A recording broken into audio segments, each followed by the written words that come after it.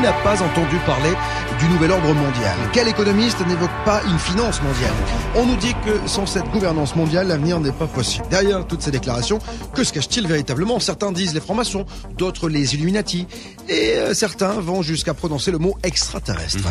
Pour bien comprendre tout cela, j'ai appelé l'homme des secrets. Je dirais même du top secret. Rock Soccer. Salut Rock. Oui, bonjour Bob. Comment ça va? Ça va bien. Bon, impeccable. Ravi de t'accueillir une nouvelle fois, Rock. On va évoquer bien sûr ce nouvel ordre mondial qui fascine, qui déroute et qui fait peur à certains. Alors, à partir de quand on a commencé à parler de ce nouvel ordre mondial et qui est à l'origine de l'affaire? Qui a révélé l'affaire d'abord, Rock? En fait, celui qui a révélé l'affaire, le plus grand ennemi, le farouche ennemi du nouvel ordre mondial était un journaliste canadien. Il s'appelait Serge Monast. Ah. Et c'est lui qui va vraiment dénoncer l'agenda entre guillemets Illuminati, puisque là dans l'émission on va parler d'un sujet un peu culte de la conspiration, qui est le programme Bluebeam. Et ce programme Bluebeam a été révélé au début des années 90 par ce journaliste. Ouais.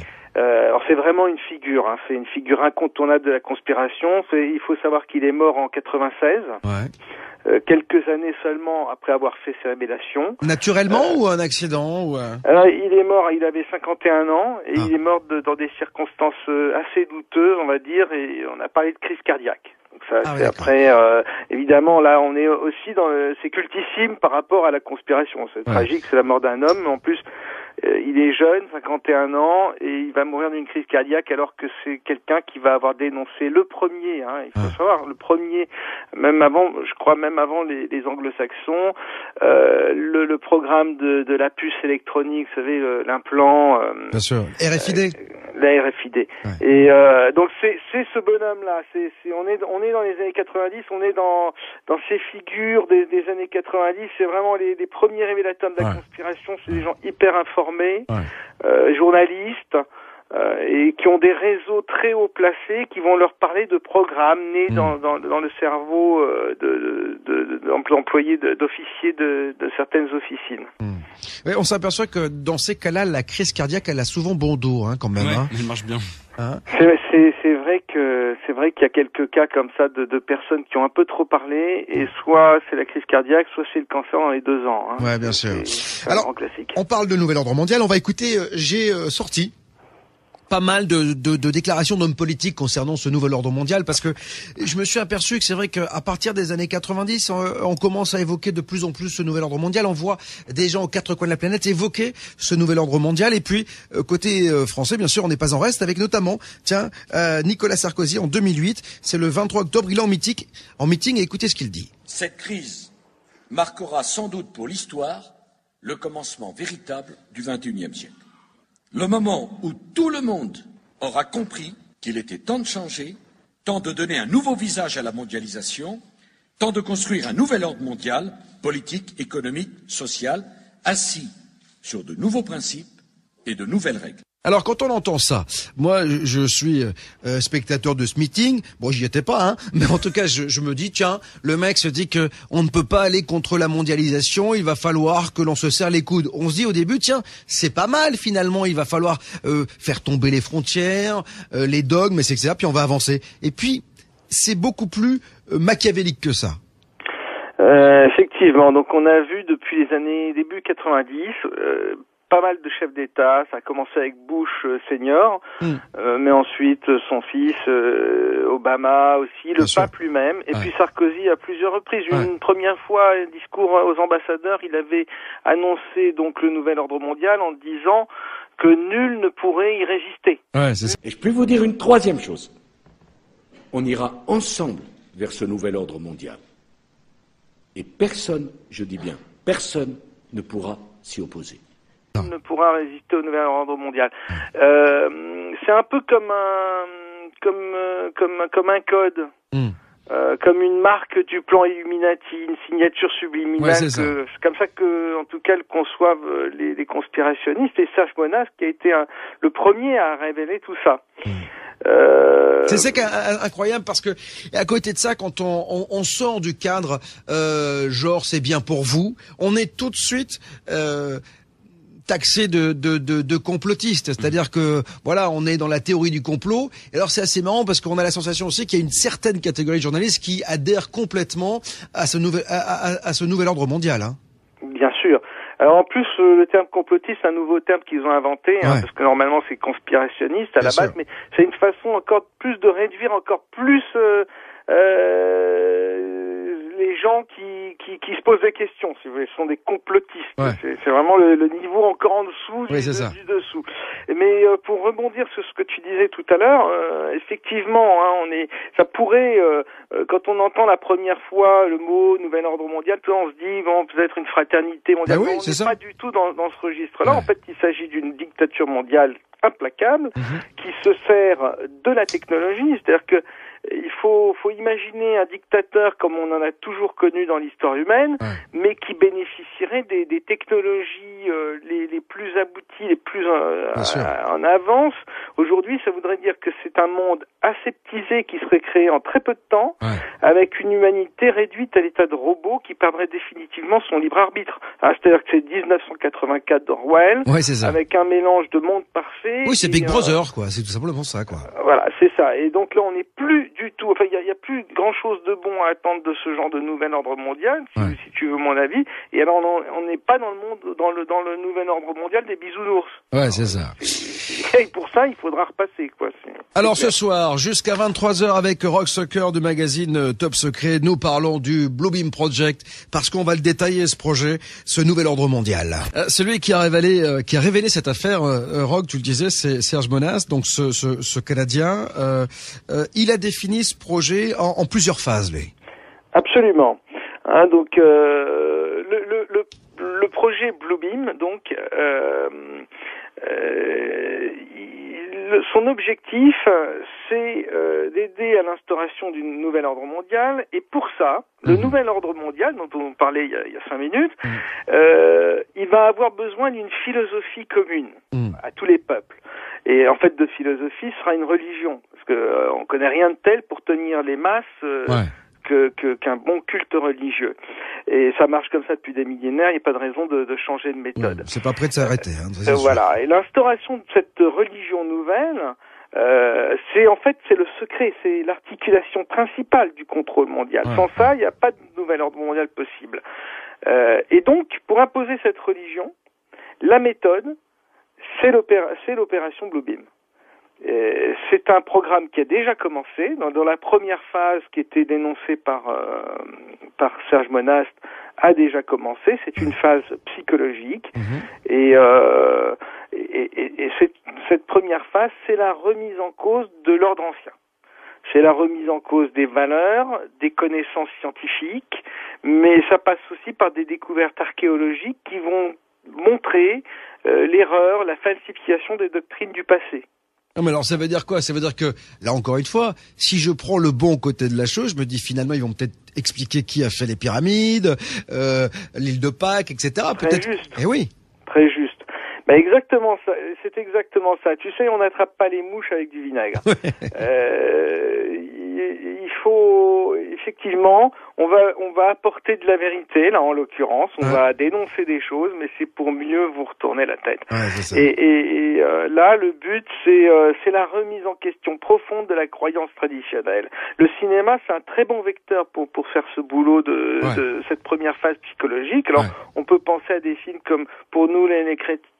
Pour les chrétiens, ça va être les films comme Le Tombeau. Ouais, génial. Encore le David Chicode. Alors, Le Tombeau, c'est avec Antonio Banderas, je crois, hein, c'est absolument, ça? Absolument, où il découvre la tombe donc d'un personnage qui aurait été Jésus, etc. Et donc ça démontre. Et on va pas spoiler, comme on dit, mais et puis alors il y a le Da Vinci Code, qui est aussi dans ce registre-là, mais il y a dans la vraie vie, il y a des découvertes archéologiques, des découvertes d'évangiles apocryphes, etc. C'est toute une remise en question des traditions et des religions anciennes, qui sont en réalité qui procèdent d'une préparation psychologique des populations. Hein. Cette phase-là, elle est bien avancée en Occident, et ces notions, elles sont présentes, peut-être subliminalement par rapport à l'ensemble de la population qui préfère s'occuper de football ou de choses comme ça, mais elles n'attendent plus que l'événement pour prendre racine et pour prendre sens dans la tête des gens. Hein. Alors, en tout cas, on va continuer à parler de tout cela, Roch, dans quelques instants, juste après la pause. Il y a pas mal de questions qui arrivent, mon Elliot, sur la page Facebook. Ah oui, il y a une question pour savoir si effectivement dans le projet Bluebeam, il n'est pas prévu de réduire la population sur Terre, passer de 7 milliards à 2 milliards, on nous dit. Alors ça, Roch, quel est ton point de vue là-dessus ? Ça fait partie, c'est ce que je disais tout à l'heure en parlant de nouvel ordre mondial, ça fait partie donc du programme du nouvel ordre mondial. C'est un plan qui se décline sous plusieurs appellations. C'est qu'on n'est pas vraiment à proprement parler dans le domaine du Bluebeam, mais on est dans le domaine du nouvel ordre mondial, puisque comme je vous disais, avec la technologie, rien de plus facile que stériliser une population via l'alimentation, via des programmes alimentaires ou de la vaccination, etc. Et auquel cas, vous avez votre population qui va se réduire naturellement. Si vous voulez y aller plus brutalement, plus rapidement, vous avez des épidémies, etc. Enfin, c'est ce que j'ai appelé la dictature aseptisée. On rentre dans une dictature où il y a très peu de gens qui vivent un peu dans des trucs sous cellophane, très propre, très machin, c'est le meilleur des mondes. Alors, Roch, je te propose d'écouter François Hollande, cette fois-ci, qui est depuis 1 an et quelques semaines maintenant notre président de la République. Et voilà ce qu'il disait en université d'été au PS, c'était en 2008. Alors jamais la nécessité d'un nouvel ordre international n'a paru aussi nécessaire autour de 3 principes que nous portons depuis des années. Les socialistes, mais pas simplement les socialistes. Tous ceux qui ont une conception multilatérale de l'organisation du monde. Voilà, une organisation unilatérale, en fait, une pensée unilatérale. C'est-à-dire que c'est ça qui fait un peu peur, parce que moi, on m'a toujours dit que les différences, c'était je sais pas, quelque chose de positif, non? Oui, mais attention, Bob, hein, tu vas finir par devenir un conspirationniste. Hein.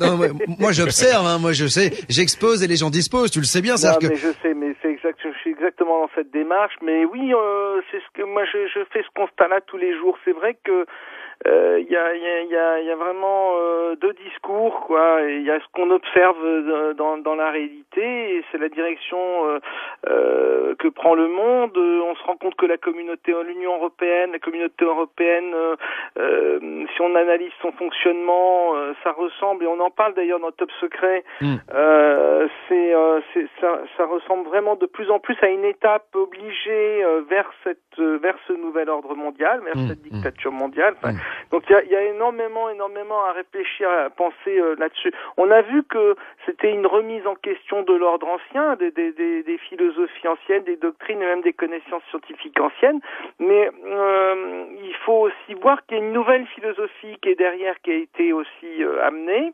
hein, donc celle du discours politique, mais aussi pour revenir au Bluebeam, un discours plus philosophique, plus religieux, qui va être véhiculé par toutes les idées New Age qui ont eu cours depuis 30 ans, qui se répandent à travers le monde, à travers les continents. Et alors c'est les idées des frères de l'espace qui prennent soin de nous, qui arrivent pour nous sauver, si vous voulez. Et donc ces idées New Age, elles aussi, depuis 30 ans, 40 ans, elles ont fait leur chemin. Elles ont été imaginées, favorisées par des officines secrètes, hein, il faut le savoir. Et là aussi, le cinéma a joué un rôle important. Donc dans cette nouvelle philosophie qui est en germination, si tu veux. On a le film Prometheus, par exemple, qui prépare bien les populations à l'idée des dieux extraterrestres.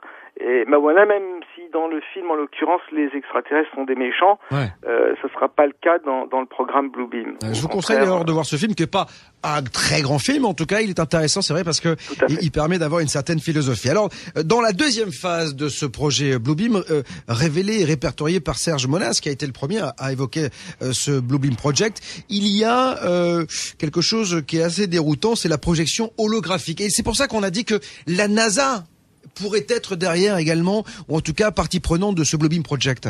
Bien sûr, toutes ces agences-là qui sont des agences militaires, la NASA, faut pas oublier quand même que 90% de ces opérations sont quand même des opérations militaires. Sont partie prenante dans le programme Bluebeam. Tout ce qui est au plus haut niveau scientifique, c'est le programme Bluebeam. Elles seront en charge de ce programme. La seconde phase, dénoncée par Serge Monad, c'est le choc. C'est une gigantesque mise en scène spatiale, effectivement à l'aide d'hologrammes optiques et puis sonores. Et tout ça en 3 dimensions. C'est une projection laser d'images holographiques en divers endroits du monde. On a vu hier, avec la révolution en Égypte, les gens avec les lasers qui éclairaient des hélicoptères dans le ciel.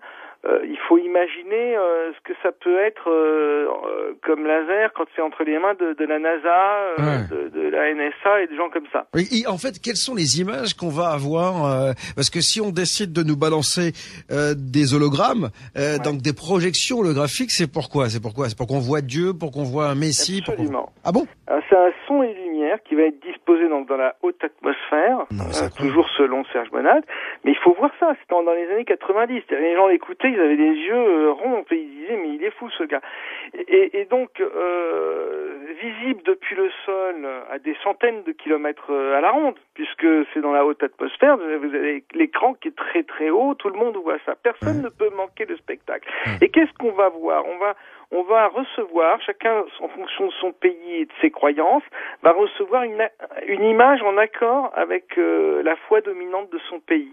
Et oui, mais alors moi, il y a un truc. Je vois qu'aujourd'hui encore, il y a quand même des tensions dans le monde.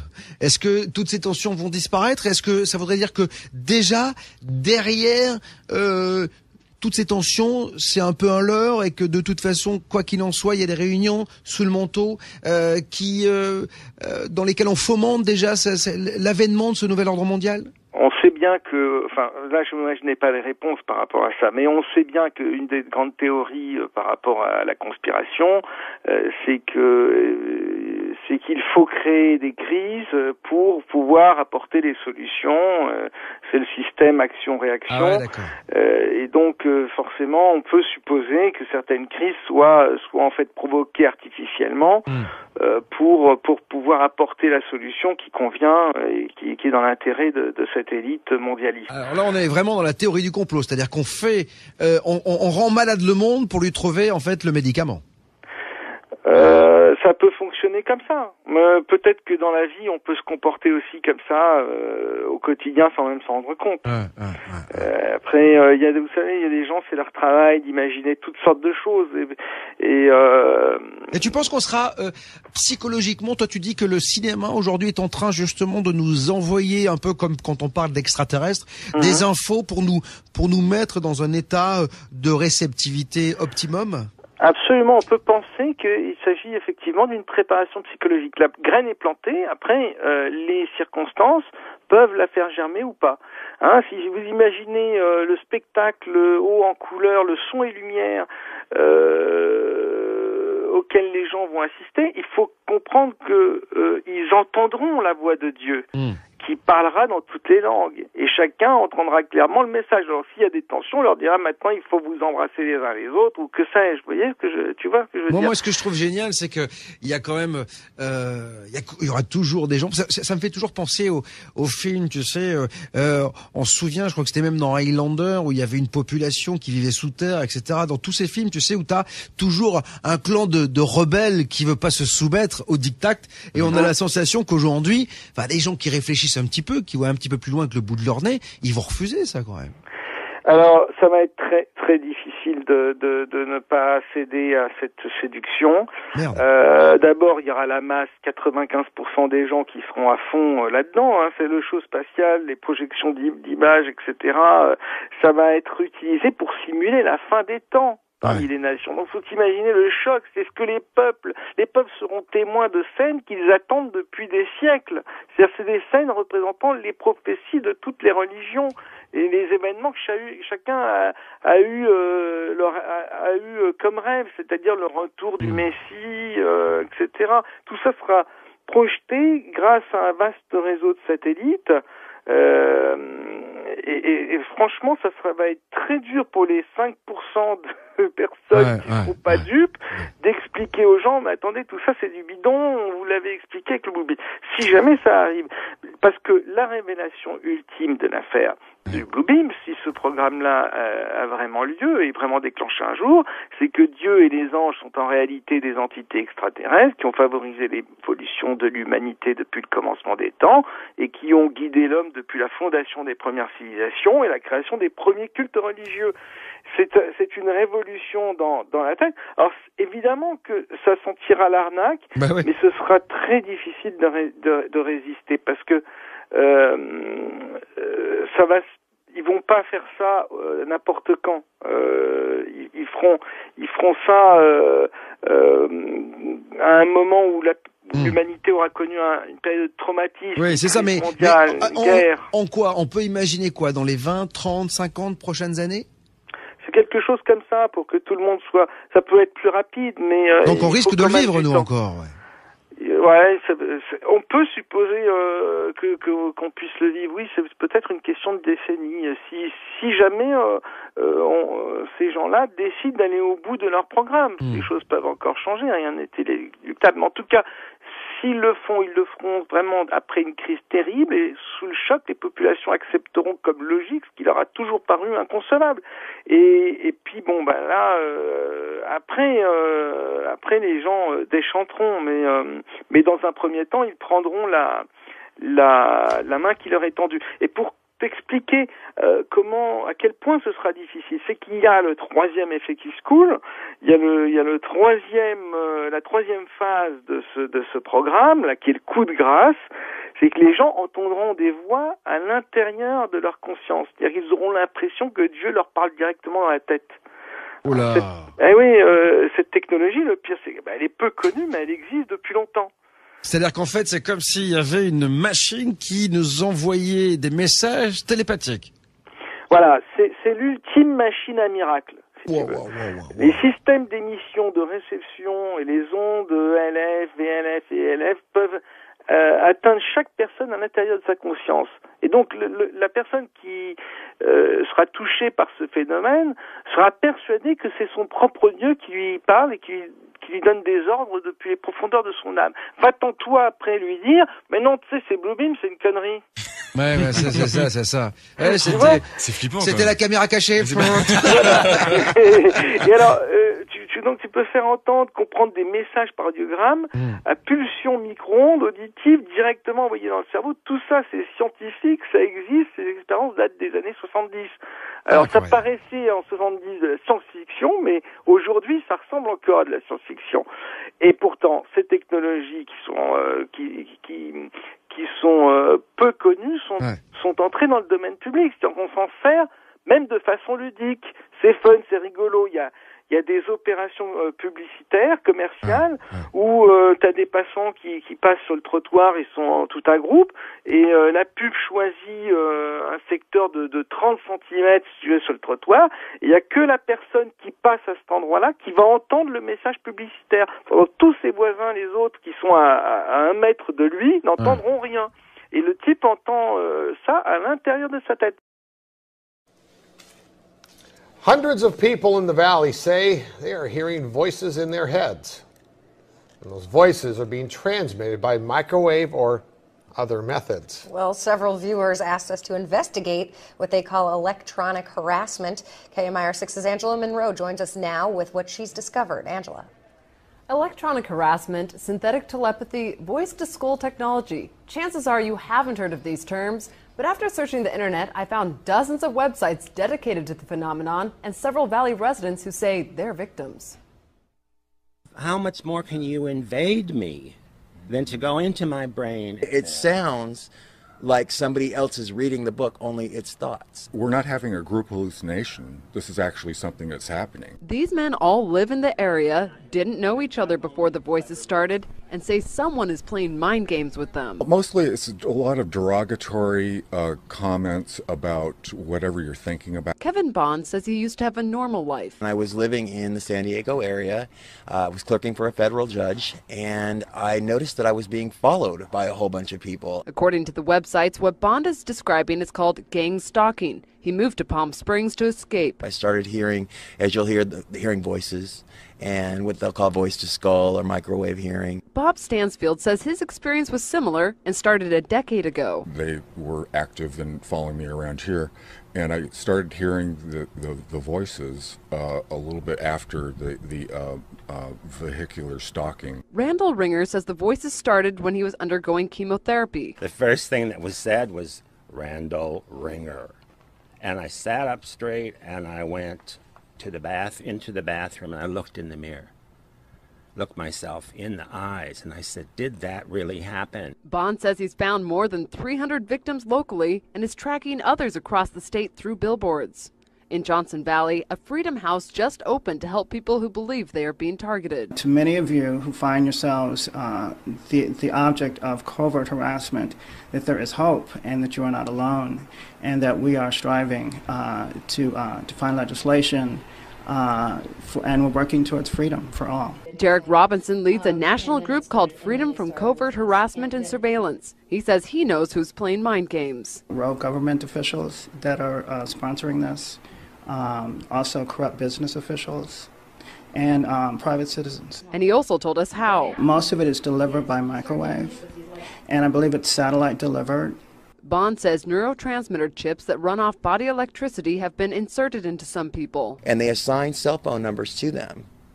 The cell phone numbers are then run through a computer, and a computer translates your thoughts. This crime has been available to the military for 60 years. Donc, ça c'est des coups de pub qui ont été faits aux États-Unis, qui montrent bien que cette technologie, elle exige, je n'invente rien, et Menace n'inventait rien. Et puis lui et puis d'autres scientifiques, il y a même un prix Nobel, Baker, qui a parlé de ça dans un livre des années 70. Mais vous imaginez la possibilité qu'offre ce genre de technologie en termes de simulation de miracles. C'est terrifiant. Tu imagines, Bob, le nombre de Jeanne d'Arc qu'il va y avoir demain? Bien sûr. Pour le coup. Rock Sucker est avec moi ce soir du magazine Top Secret. Rock, c'est à la fois fascinant et à la fois effrayant, ce Bluebeam Project. Fascinant parce que on s'aperçoit que technologiquement, on est à un stade et on est allé très très loin dans la manipulation. Tu sais, j'écoutais une station d'info ce matin qui évoquait le Human Brain Project. On est en train aujourd'hui de recréer un cerveau avec la conscience. Tu sais qu'on a les imprimantes 3D aujourd'hui. Ouais. Et donc, on est en train de recréer un cerveau avec de la conscience. Ça veut dire que demain, on risque d'avoir un robot avec un vrai cerveau et qui va nous parler. Voilà. Et qui va réfléchir, surtout. Qui va pas que parler, qui va réfléchir. Donc, on se dit que technologiquement, on sait pas où est-ce que ça va s'arrêter. Et si on arrive à faire ça, alors pour le coup, on va créer un dieu qui pourra nous parler, agir et nous faire aller, mais comme des moutons, là où il veut, hein. Absolument, et puis ce sera quelqu'un qui simulera, qui fera croire qu'il est un dieu. Bien sûr. Et on est arrivé effectivement au niveau des dieux. C'est-à-dire que c'est un peu l'histoire de Babel qui se profile là. Alors quel rapport avec ces fameux Illuminati?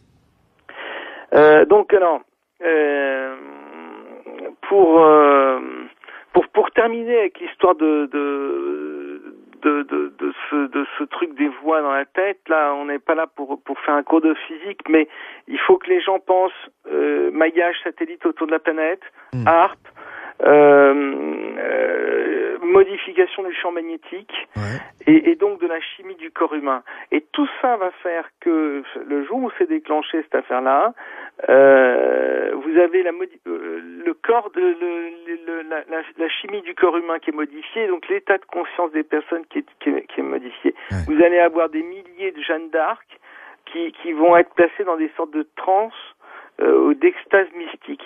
Et là, ça va être très chaud pour tout le monde. Donc là, vous rentrerez vraiment dans un monde nouveau et qui va s'appeler le nouvel ordre mondial, qui est le rêve des Illuminati. Oh, c'est incroyable. T'imagines si j'avais la possibilité de dire à chacun de mes auditeurs, écoute-moi ce soir. Chacun des citoyens français, mais dans le monde, écoutez-moi.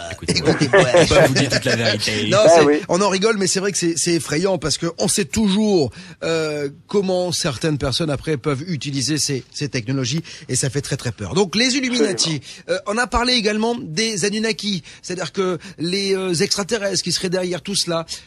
Quel est ton sentiment, toi? Quand tu vois ça, tu te dis quoi?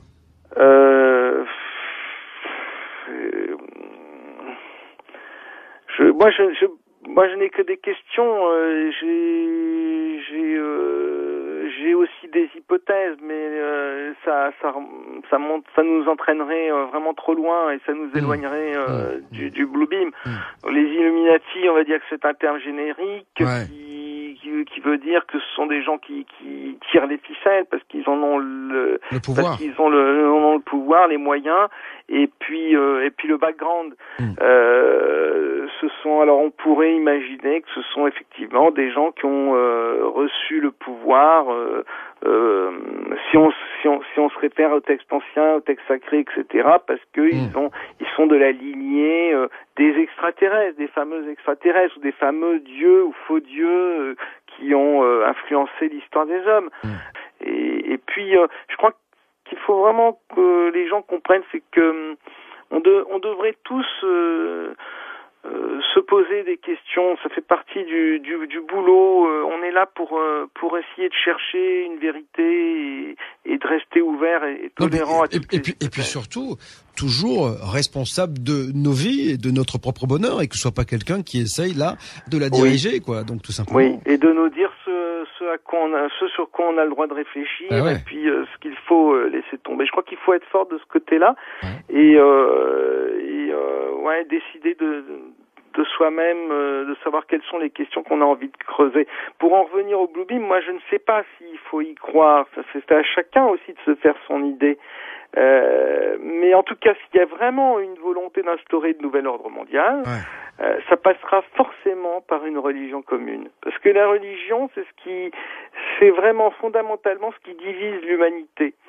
Et il y a même à l'intérieur même des religions, il y a encore des divisions, etc. Bon, le Blue Beam, c'est le programme pour instaurer cette nouvelle religion. On va continuer à en parler, si tu le veux bien, Roch, juste après la pause de ce Blue Beam Project. On verra également que on va parler de déstabilisation et de fanatisation, peut-être avec l'antéchrist, parce que peut-être qu'il va falloir créer, bien sûr, une religion commune. Mais est-ce que c'est pas le mal qui va reprendre, qui va nous être proposé, ou en tout cas celui qui est caché en embuscade? Vous avez frappé à la bonne porte si vous pensez que l'on nous ment, que l'on nous cache des choses. Ici, j'expose toute la vérité entre 21h et minuit. Et tout à l'heure, du côté de 23h, nous aurons Yannick Lecam pour évoquer quelque chose d'assez incroyable, le conscient et le subconscient. Et voilà, il s'en passe des choses dans notre tête. Vous verrez tout cela dans quelques instants. Et puis, en dehors de notre tête, en tout cas, notre tête intéresse beaucoup de monde, et notamment ceux qui sont derrière le Blue Beam Project, puisqu'il semblerait que avec les nouvelles technologies, on puisse influencer nos vies grâce à des messages subliminaux que l'on percevrait. En tout cas, on parle de tout cela avec Rock Soccer ce soir, du magazine Top Secret, le Blue Beam Project, qui a été pour la première fois révélé par Serge Monas, donc un journaliste canadien. Je disais, Rock, juste avant la pause, que on va évoquer bien sûr cette religion commune. Déjà, il va falloir que chacun accepte qu'il n'y ait plus qu'une seule religion. Donc, quel est le travail qui va être fait pour que les gens acceptent tout cela, quand même? C'est quand même assez dingue. Et on a l'antéchrist, parce que ça, c'est quelque chose qui revient énormément quand on évoque le Blue Beam Project.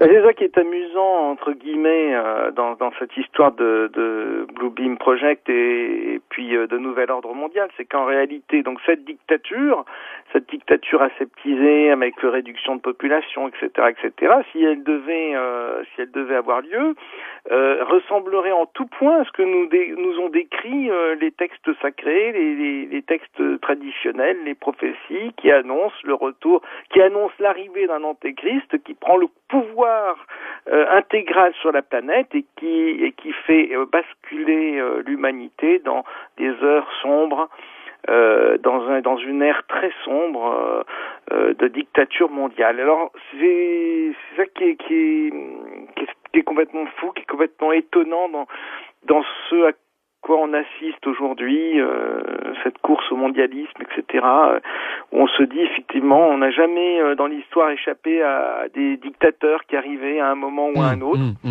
Si demain on a un nouveau Hitler qui arrive, ça va être très chaud parce qu'il aura tous les moyens technologiques pour ne jamais perdre le pouvoir derrière, quoi. Oui, parce que le grand danger, il est là finalement. C'est-à-dire qu'on a eu toujours des dictateurs, mais qui avaient des gens qui se battaient contre lui. Mais là, si on se dit que tous les gens qui sont les plus grands de ce monde vont se mettre d'accord pour finalement diriger la planète, c'est-à-dire qu'ils vont être une dizaine ou une quinzaine à diriger le monde, ça va être l'horreur. C'est-à-dire qu'ils vont avoir les moyens technologiques et les moyens financiers. Ce sera peut-être pas les chefs d'État actuels. Non, mais ça peut. Ce sont un nouvel ordre mondial, donc de nouvelles personnes. Ceux qu'on a connus seront été les chevilles ouvrières qui auront été amenées à aboutir au nouvel ordre mondial. Ensuite, on rentre avec le Blue Beam, mais là, je peux t'assurer que on rentre complètement dans un autre paradigme avec d'autres personnes. Simplement, en parallèle à ça, Serge Monast expliquait que il y avait le programme d'implantation de la RFID. Ouais. Alors la puce RFID, d'ailleurs ça a été voté, je crois, aux États-Unis. Ça y est, c'est accepté. Hein. C'est-à-dire qu'en fait, au départ, c'est pour que chacun ait sous la peau une puce qui, lorsqu'elle sera scannée, permettra d'avoir le tu sais, quand t'es A positif, son groupe sanguin, toutes ces informations médicales. Hein. C'est ça au départ. Au départ, c'est ça. Mais Serge Monast, quand lui en parle, il explique bien d'autres possibilités. Bien sûr. Sur cette puce. Déjà, on peut être localisé partout. C'est-à-dire qu'à n'importe quel moment, du coup, on sait ce que vous faites et avec qui vous le faites presque et où vous êtes. Hein. Absolument. Donc à partir de là, surtout si vous avez un gouvernement mondial et que la Terre est unifiée, comme le souhaitent les politiques, à ce moment-là, il y a plus nulle part où se cacher. Puisque d'abord, avec l'implant, on sait où vous êtes, et qu'ensuite, vous n'avez aucun pays qui va vous accueillir. C'est quand même. Alors Mathieu est en train de me dire que ça existe pour certaines boîtes de nuit. Ouais, t'as dans des boîtes de nuit en fait, ils te mettent une puce dans le bras pour que tu puisses rentrer dans le carré VIP en fait. Quoi ? Ça existe déjà pour les boîtes de nuit. Ouais, j'en ai entendu parler à la télé. C'était il y a 2 ans, un truc comme ça déjà. Et c'est assez flippant. Tu passes ton bras comme ça devant un lecteur et c'est bon, tu peux rentrer. Bien sûr, les gens se font implanter pour ce genre de choses. Bon, on a commencé ça avec les animaux domestiques. Hein, Plusieurs sociétés privées, dont Aéroports de Paris, ont déjà distribué ce type de badge à leurs employés. Comment éviter le piratage des données personnelles ? Les défenseurs des libertés individuelles crient à l'imprudence et à l'intrusion dans la vie privée. La nouvelle carte sera officialisée en juin prochain. Elle sera obligatoire et payante. Oui, les moyens d'identification et de contrôle électronique sont de plus en plus précis et suscitent beaucoup de questions. Voici un exemple un peu extrême, mais qui pourrait faire école. En Espagne, pour fidéliser leurs clients, certains établissements leur proposent de se faire greffer une puce directement sous la peau. Reportage Jacques Cardos, Thierry Breton. Attention, cet homme est porteur d'une puce électronique.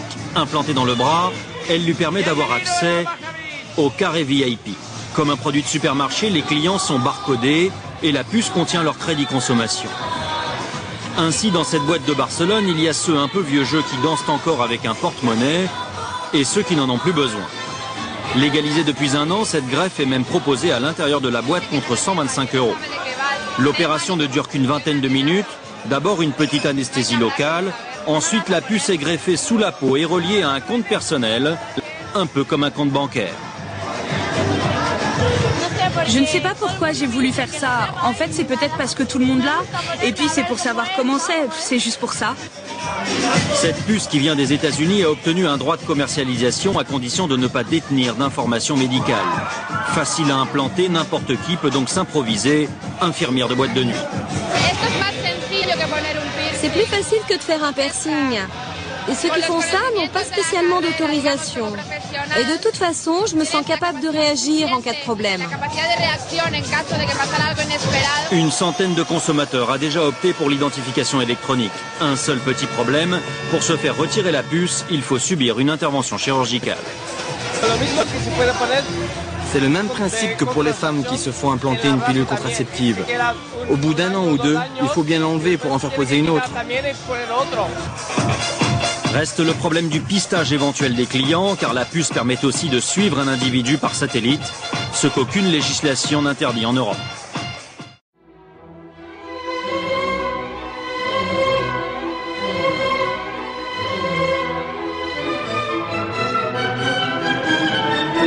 Bonjour Jacques Attali. Bonjour. Alors aujourd'hui nous allons parler de l'avenir de la radio-identification, souvent identifiée sous le sigle de RFID.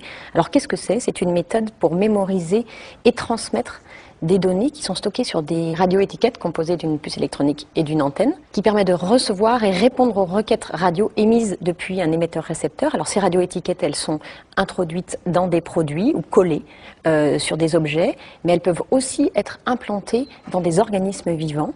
On a le sentiment que c'est quelque chose de très nouveau, alors qu'en fait, ça existe depuis très longtemps. Tout ce qui va être de plus en plus nécessaire à suivre à distance, savoir ce qu'il devient, permettre de connaître l'évolution des produits, les localiser, optimiser les stocks, de toute façon, parce qu'on ait des stocks minimaux, faire en sorte qu'on sache en permanence où se trouvent ces objets, permettre d'intégrer des processus de production. Oui, on parle d'un enjeu économique majeur dans la traçabilité des produits. Les réductions des coûts sont considérables. En termes de sécurité sanitaire, de pouvoir tracer l'origine des produits agricoles depuis leur conception jusqu'à leur consommation. Tout ça donne une traçabilité sur les objets absolument gigantesque, encore à venir. Sur les personnes aussi, on peut imaginer une traçabilité encore plus grande. Parce que sur les objets, on connaît, mais sur les organismes vivants, que ce soit les animaux ou les êtres humains, qui pourront avoir une puce électronique implantée dans le corps. Avant de parler de l'implantation des organismes vivants, il faut regarder tout ce qui va se passer aussi sur les moyens de paiement et sur la surveillance même dans la vie quotidienne de nos enfants ou de nos petits-enfants. To think something so small can connect you to everything that matters. When your life and all you love are on the line. HealthLink is always with you when every second counts in the emergency room, providing immediate access to your medical records. Because Bob has trouble remembering all his medications. Because I'm in love with my kids' kids. Because my car lost control while driving. Because now I'm looking out for both of us. Because I have diabetes, but it doesn't have me. Because I spend my life in the ER, trying to save yours. Et puis de plus en plus, on vous est dans les maternités, pour ne pas perdre les bébés, on place des RFID dans des bracelets, etc. Et dans certaines familles très riches, on propose d'implanter les enfants en cas de kidnapping, ça se fait en Amérique du Sud. Et en Inde, le programme d'implantation alors il faudrait vérifier l'information, mais à l'époque il était dans les tuyaux, puisque on expliquait que c'était le seul moyen pour les Indiens d'avoir la sécurité sociale, que pour éviter les fraudes, etc. Il fallait que tous les Indiens soient implantés. Et je crois qu'aux États-Unis c'est la même chose, c'est-à-dire que Obama a fait le programme de sécurité sociale et s'est battu là-dessus, mais dans la loi sur la sécu américaine. Au bout de quelques années, pour continuer à avoir cette prestation, il faudra l'implant. Donc on y va. C'est ça qui est extraordinaire chez Monas, c'est que tout ce qu'il a annoncé à l'époque où on disait ce type est complètement dingue, et où lui disait attention, j'ai des informations très sérieuses et j'ai un réseau d'informateurs très très très bien placé, très privilégié. on ne le prenait pas au sérieux, mais tout ce qui on dirait que son grand tort, c'est d'avoir eu raison avant tout le monde. Mais moi, ce qui me fait peur, tu sais, c'est que je regarde les films de science-fiction ou d'anticipation, puis on voit souvent que l'anticipation devient quelques années plus tard réalité. Ça me fait penser au film Bienvenue à Gattaca. Je sais pas si tu te souviens de ce film, où il y a une société comme ça où tout le monde est pucé et on voit à droite à gauche. Enfin, moi, je trouve ça dingue. Alors, et encore plus dingue ce que vous m'avez dit sur les boîtes de nuit, parce que ça veut dire qu'aujourd'hui, tu as des gens qui acceptent d'être avec une seringue, on leur balance une puce électronique devant la boîte de nuit. Ouais, c'est ça en fait, ils te désinfectent le bras et puis c'est un peu épais en plus, c'est-à-dire que c'est vraiment c'est chirurgical presque. Et alors on accepte que des boîtes de nuit te mettent des trucs dans la peau. Oui, je trouve on aura, si tu veux, Bob, il y aura toute une émission à préparer sur ce genre de sujet. C'est tout à fait passionnant. Tu vas avoir la tête à l'envers, mais ça va très très loin l'implant, parce que ça peut aussi modifier la chimie du corps humain. Bref, on peut imaginer au bout d'un moment dans une dictature que cette puce-là est carrément une programmation et qu'elle implose quand t'as arrivé à l'âge de 30 ans. Auquel cas, là, tu rentres dans le film L'âge de cristal. Puisque l'âge de cristal ne montre rien d'autre. Tu as un diamant dans la main. Je sais pas si tu te souviens de ce film-là, un peu vieux, où ce sont des gens vivent dans une ville qui est à l'abri de la pollution, etc. Mais évidemment, comme la Terre n'a plus de ressources pour nourrir tout le monde, à 30 ans, les gens sont sacrifiés. Ils vont dans, je sais plus quoi, le sanctuaire, je sais plus comment on appelle ça, et ils sont sacrifiés. Or, qu'est-ce qu'on a fait à tous les corps humains, tous les bébés qui naissent, on leur met une sorte de rubis dans la main qui clignote, et un jour, boum, ça s'éteint.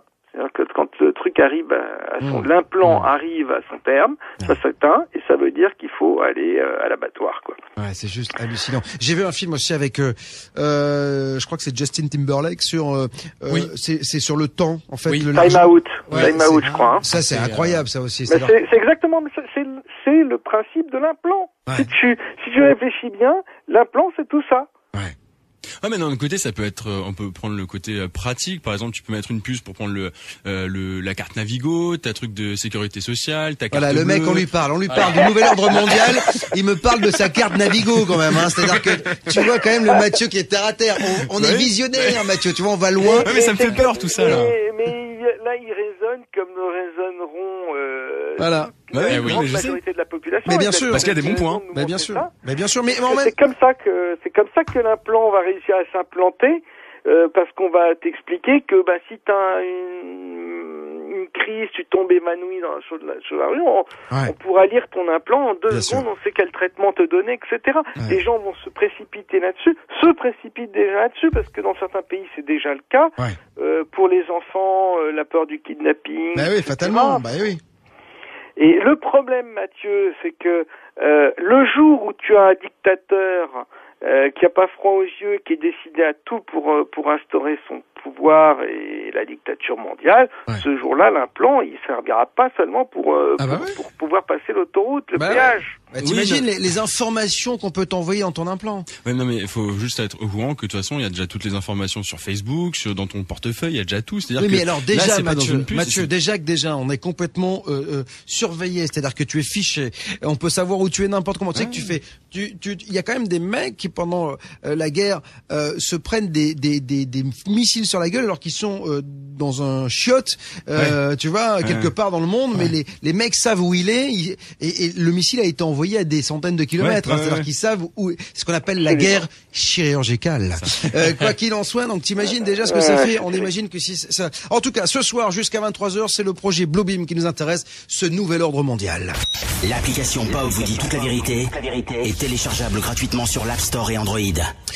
À 23h, le conscient et le subconscient. On demandera à Yannick Lecam d'ailleurs si notre subconscient va accepter tout cela. Parce que, tu sais, il y a quelque chose qui est très intéressant, Rock, c'est que, est-ce qu'à un moment donné, notre nous va pas refuser ça? Est-ce qu'on va, tu sais, on dit souvent on ne connaît qu'une partie de notre cerveau, mais est-ce qu'à un moment donné, il va pas se réveiller en se disant, mais arrêtez, est-ce que tu crois qu'il va y avoir un réveil? il y aura un pourcentage de personnes qui se réveilleront. Après, pour le reste, moi, je ne sais pas. Moi, je me pose des questions quand même sur le fonctionnement des masses, des peuples, la manipulation, vue à la télé, toutes ces choses-là. Bon, alors je te parle même pas de l'implant, parce qu'en plus l'implant, parce que Mathieu oublie le facteur onde, c'est-à-dire que l'implant émet des ondes, reçoit des ondes, donc on pourra recevoir des ordres, émettre nous-mêmes des ondes. Et tout ça peut modifier la chimie d'un corps. Bien sûr. Non mais lui c'est le stéréotype du mec qui va être le premier à se faire implanter. Hein. Voilà, donc, c'est pour ça que quand tu me parles d'éveil, alors je sais pas, il faudra surveiller Mathieu, voir Mathieu comment. Non mais lui il s'endort lui. Là, lui il s'éveille pas, lui il s'endort en fait. Tu vois, je peux dire, il est dans le moutonnage. Non, en merci, fait, non mais je réfléchis un minimum, mais c'est juste que bon bah voilà, c'est un minimum. Ouais, un minimum. Ah bah oui. Non mais pas trop. Je peux pas. Ah bah non. Il réfléchit à un minimum. Mais c'est vrai que, mais en même temps, je peux comprendre Mathieu. C'est vrai que là, on le chagrine, mais effectivement, t'as raison. C'est-à-dire que tu dis à des parents, vous pouvez éventuellement savoir à tout moment où est votre enfant si on le kidnappe. Il y a des gens qui ont de l'argent. Il y a des pays en Amérique du Sud où on te kidnappe ton enfant pour rien du tout. Dès que t'as un peu d'argent, donc on peut savoir où il est. On peut savoir effectivement ton groupe sanguin en cas d'accident, tes antécédents physiques, etc., médicaux. Mais en même temps, c'est toujours comme d'habitude, quoi. La pièce à deux côtés, quoi. Absolument. Bah, c'est ça. C'est-à-dire que ce n'est que dans un second temps que la pièce montre son vrai visage. Et là, c'est malheureusement trop tard, parce qu'une fois que tu as un implant, ça devient beaucoup plus délicat de l'enlever. Je crois il y a aussi des films qui montrent ça. Alors dis-moi, quand on parlait de nouvel ordre mondial et quand on a préparé le dossier, tu voulais qu'on évoque en fait le Disclosure, parce que le Disclosure Project, c'est quelque chose qui s'est tenu en avril, début mai. Voilà. On avait fait une émission ici. Toi, tu dis qu'il y a quelque chose qui est en rapport avec ce nouvel ordre mondial. Voilà, exactement, Bob. C'est-à-dire que en fin avril, début mai, il y a eu l'audience citoyenne de la divulgation. C'était une grosse assemblée organisée par Stephen Bassett, genre à la manière américaine, si tu veux, genre congrès américain. Il y avait des hommes politiques, des scientifiques, militaires, services secrets, tout ce monde-là. Ils étaient tous là à lever la main droite, dire je le jure, et prêter serment pour raconter leur histoire sur les ovnis. Et ça, c'est une réunion qui a coûté quand même $1 million à peu près, avec très grosse couverture médiatique aux USA. Et tout. Donc évidemment, le milieu ufologique s'est enflammé, ouais, génial, c'est super, etc. Mais enfin bon, après on peut se poser des questions, pareil, pourquoi ces gens-là se mettent à parler comme ça en dehors des raisons d'argent? Pour qu'est-ce qu'ils ont été frappés tout d'un coup par la grâce, par l'amour de la vérité, et c'est des gens qui ont fait une carrière dans des officines où on leur apprend toute leur vie à faire de la désinformation et à cacher la vérité, et tout d'un coup ils lâchent tout en bloc. On peut se poser des questions, savoir d'où vient l'argent, etc. Et donc ce que je veux dire, c'est juste de mettre un peu en garde les auditeurs ou les personnes sensibles à toutes ces histoires d'ufologie, c'est se demander si tout ça ne procède pas aussi de la phase 1 qui était dénoncée par Serge Monast, c'est-à-dire de la préparation des esprits à ce choc du Blue Beam, c'est-à-dire le truc Indépendance D où tu as les vaisseaux spatiaux qui arrivent tous au-dessus des villes, etc. C'est vraiment cette réunion qui a eu lieu, même si c'est positif qu'on parle des ovnis, même si je suis sûr que certaines de ces personnes sont complètement honnêtes et sincères, etc.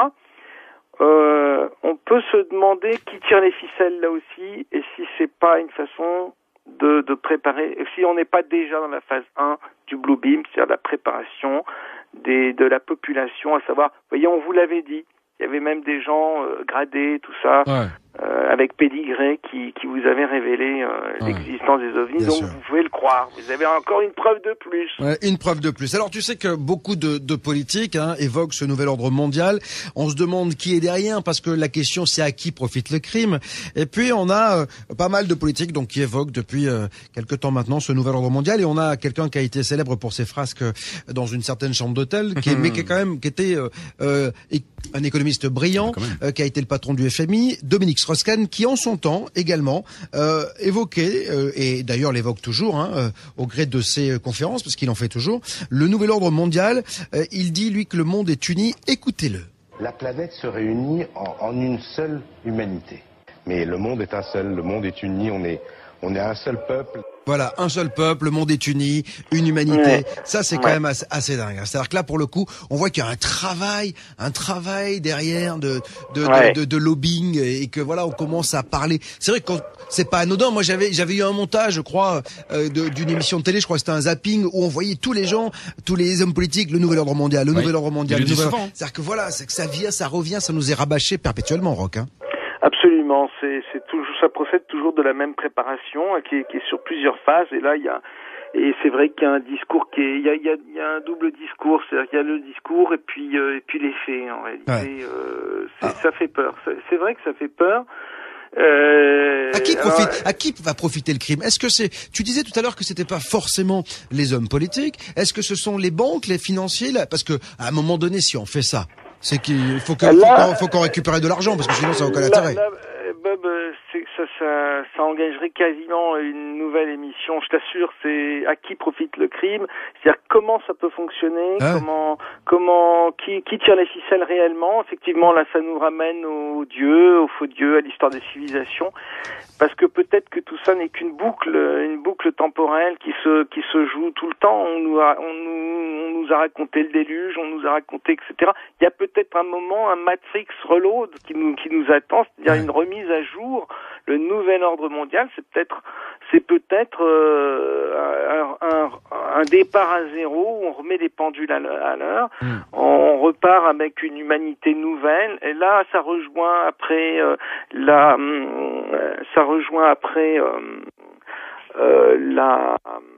les histoires qu'il y a actuellement dans l'actualité sur la PMA, la gestation par personne interposée, les mères porteuses, etc., qui peuvent découler dans le cadre de plusieurs décennies avec le nouvel ordre mondial.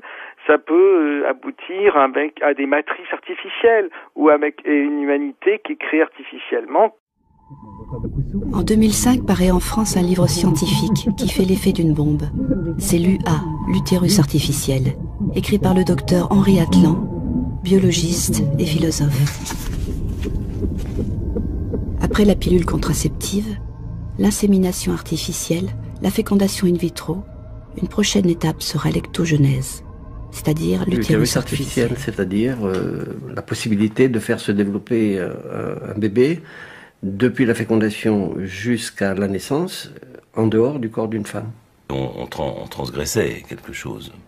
C'est-à-dire que ce qui n'était pas visible, c'est-à-dire le début du début de l'homme, est devenu visible. Voilà. Cela paraît si simple. C'est fait. Superbe, hein.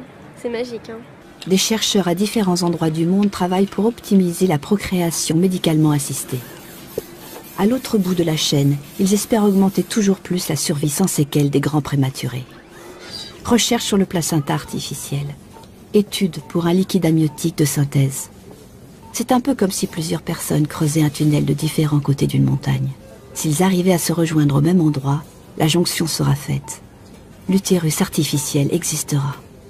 Pour moi, être féministe, c'est emmerder le monde, être fière, courageuse, être vulgaire, être forte, être grossière, être virile. C'est aussi ça le nouveau féminisme. C'est une contribution, disons, à la pensée féministe.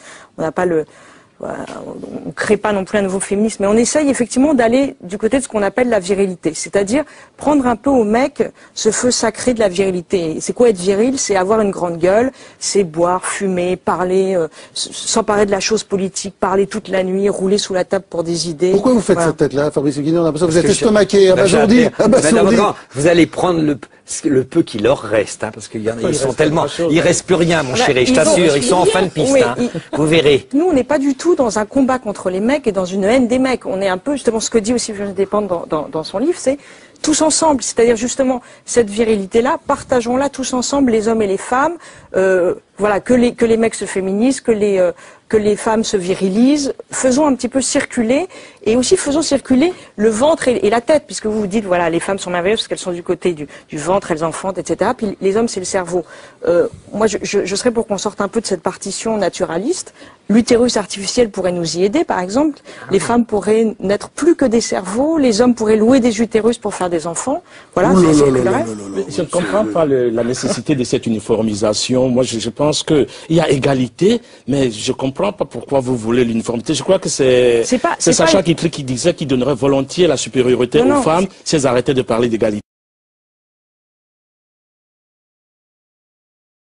Avant les guerres, les hommes et les femmes combinaient eux-mêmes leur patrimoine génétique et s'exposaient à de multiples dangers. Les enfants leur appartenaient comme des objets.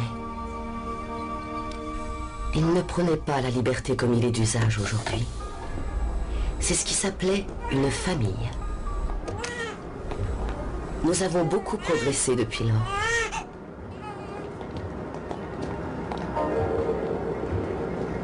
Aujourd'hui, nous n'avons pas de crime, pas de maladie, pas de guerre, pas de vieillesse, pas de souffrance. Nous sommes génétiquement programmés pour occuper la place dans la société qui nous a été attribuée. Et tout le monde est heureux. Très bien, c'est du bon travail. Je ne comprends pas. Comment est-ce que les enfants étaient décantés dans l'ancien temps?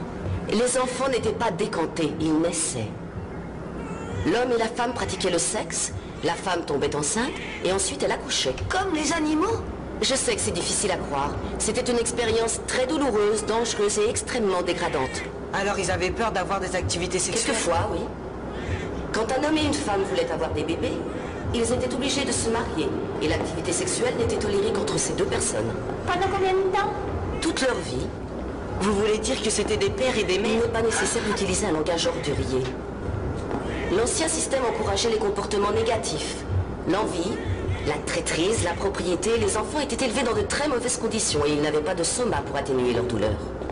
La vie était très différente avant les guerres. Il a fallu que le monde soit unifié par un gouvernement rationnel et scientifiquement éclairé pour que nous puissions entrer dans l'ère du progrès. Aujourd'hui, nous vivons dans le luxe, l'harmonie et la sécurité. Y a-t-il jamais eu une époque plus agréable à vivre? Non. Le monde remercie Soma.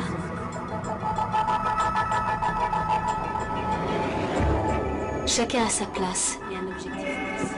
Ainsi, tout le monde est heureux et vit en harmonie. Les alphas, les bêtas, les gammas et les deltas. Tout le monde appartient à tout le monde. Nous devons respecter les deltas, les gammas et les bêtas.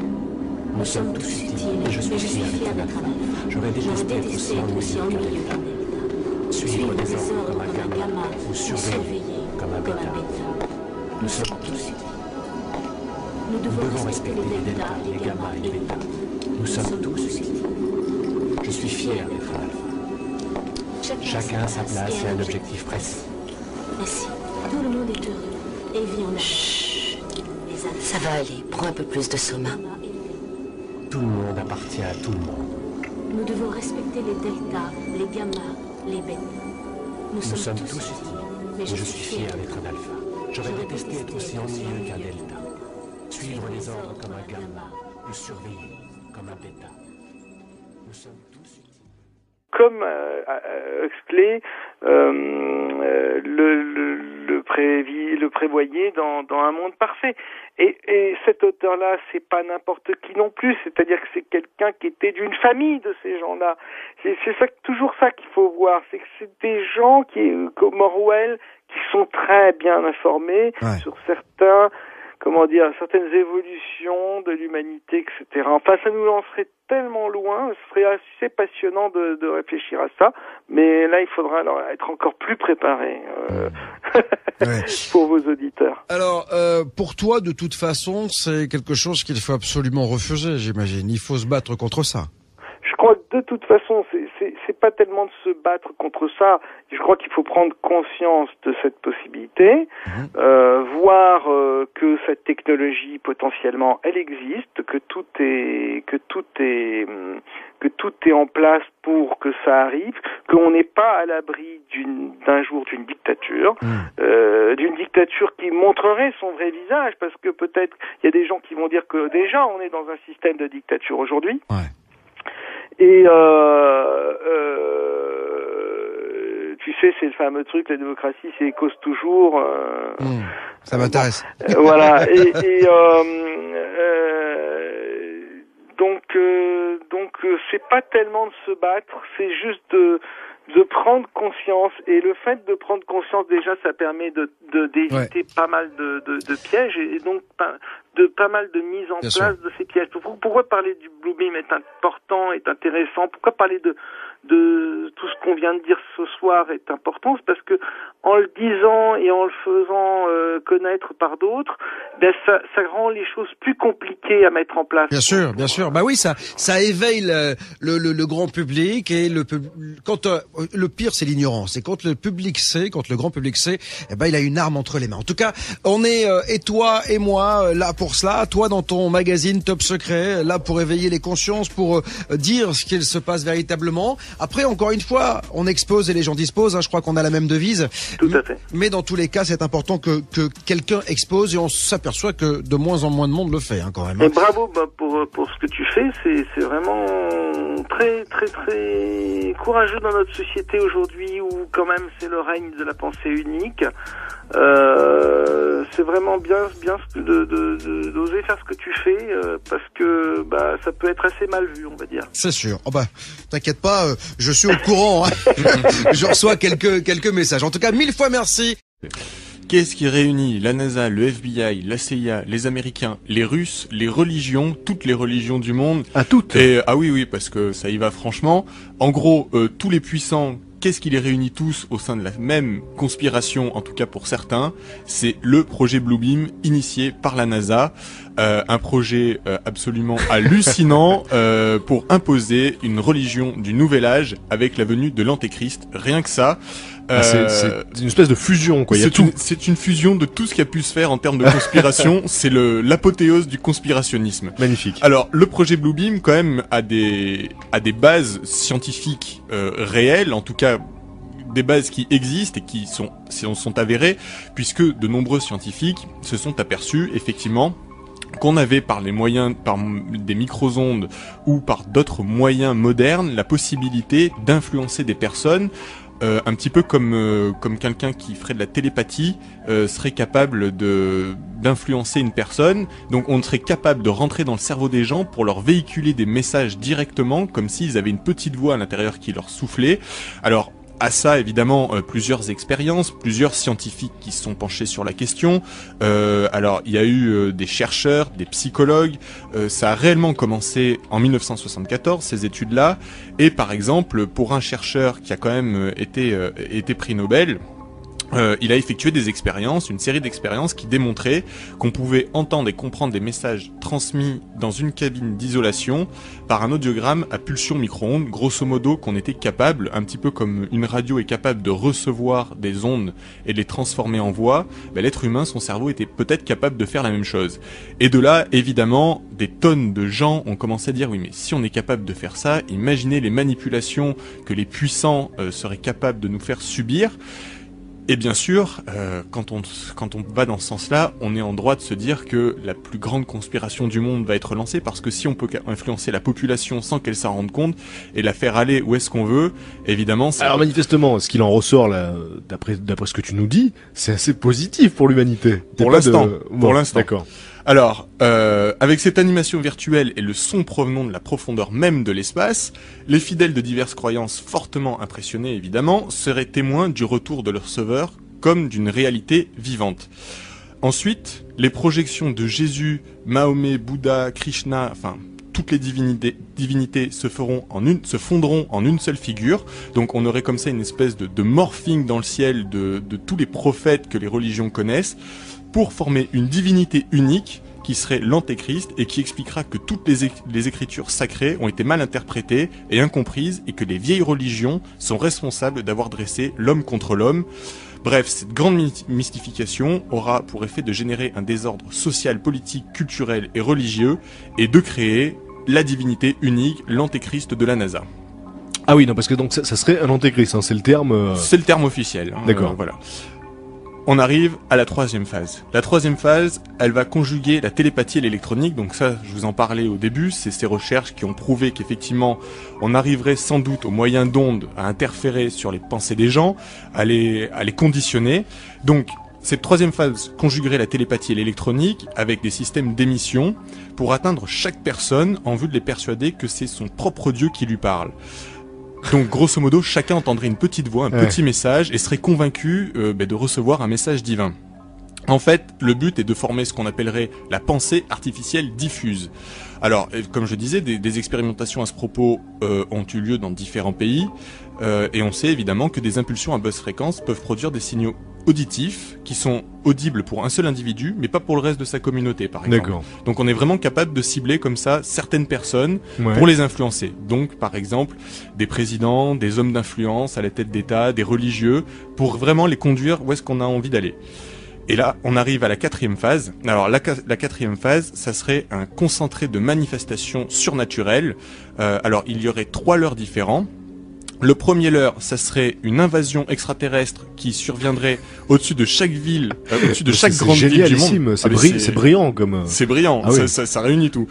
Invasion extraterrestre au-dessus de chaque grande ville du monde.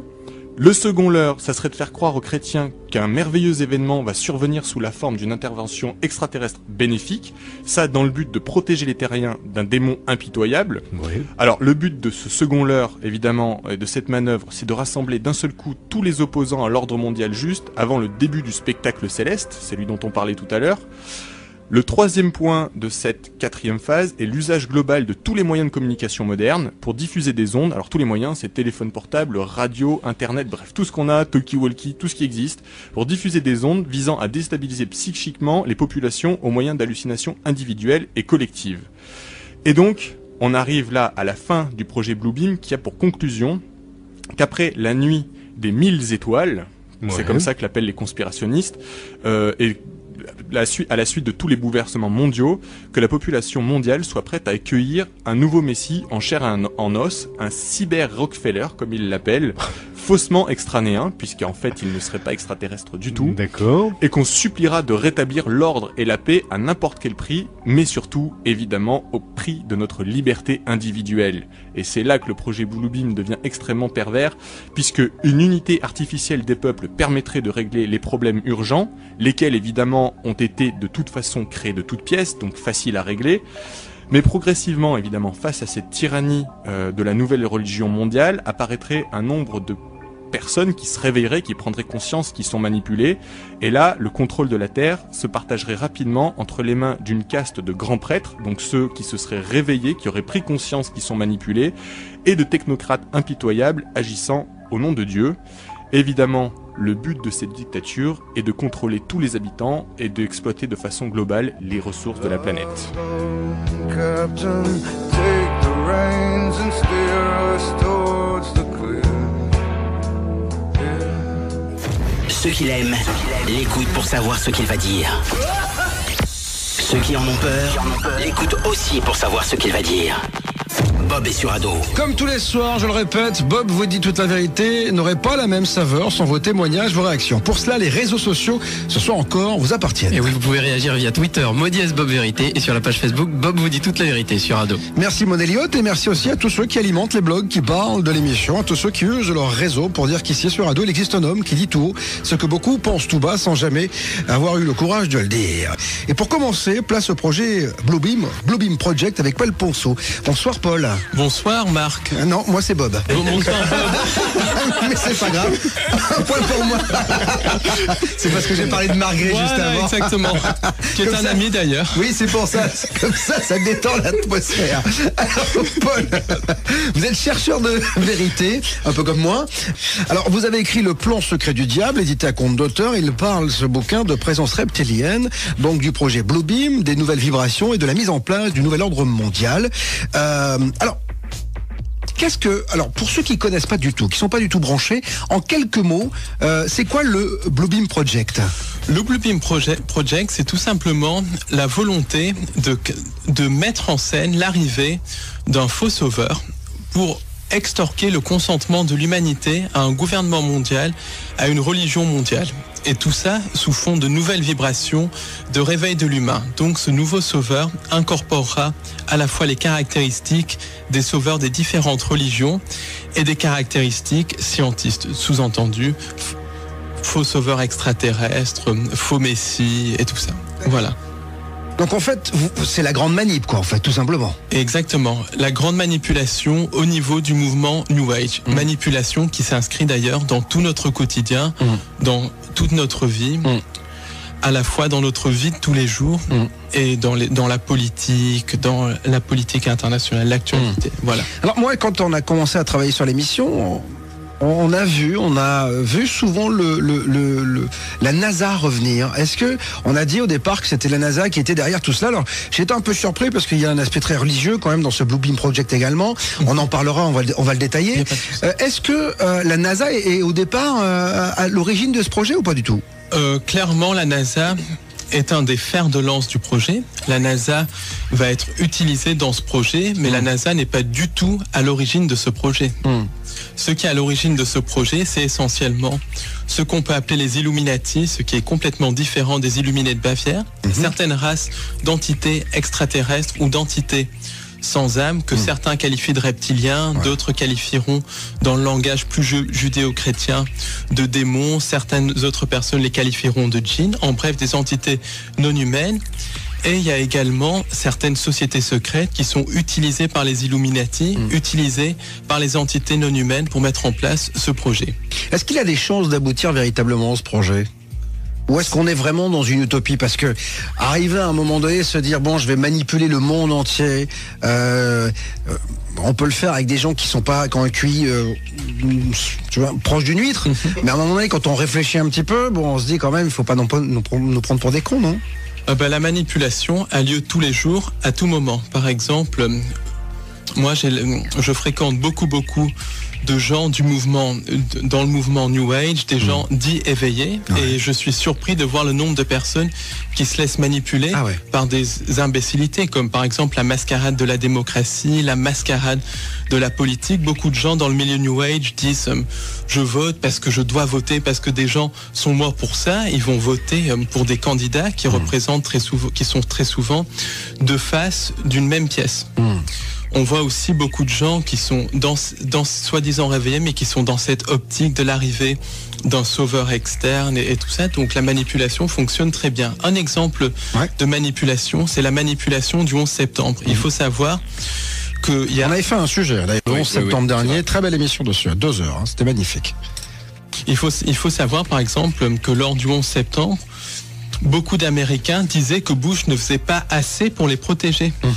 Et à la fin, donc comme dans les années 2006, 2007, 2008, à la fin de l'administration Bush, il y avait un tiers des Américains, je dis bien un tiers des Américains, qui pensaient que Bush ne faisait pas assez pour les protéger, alors que George Bush a supprimé les libertés publiques des Américains, a lancé des guerres de conquête sur un mensonge. Donc il faut voir un peu comment on peut manipuler facilement les gens.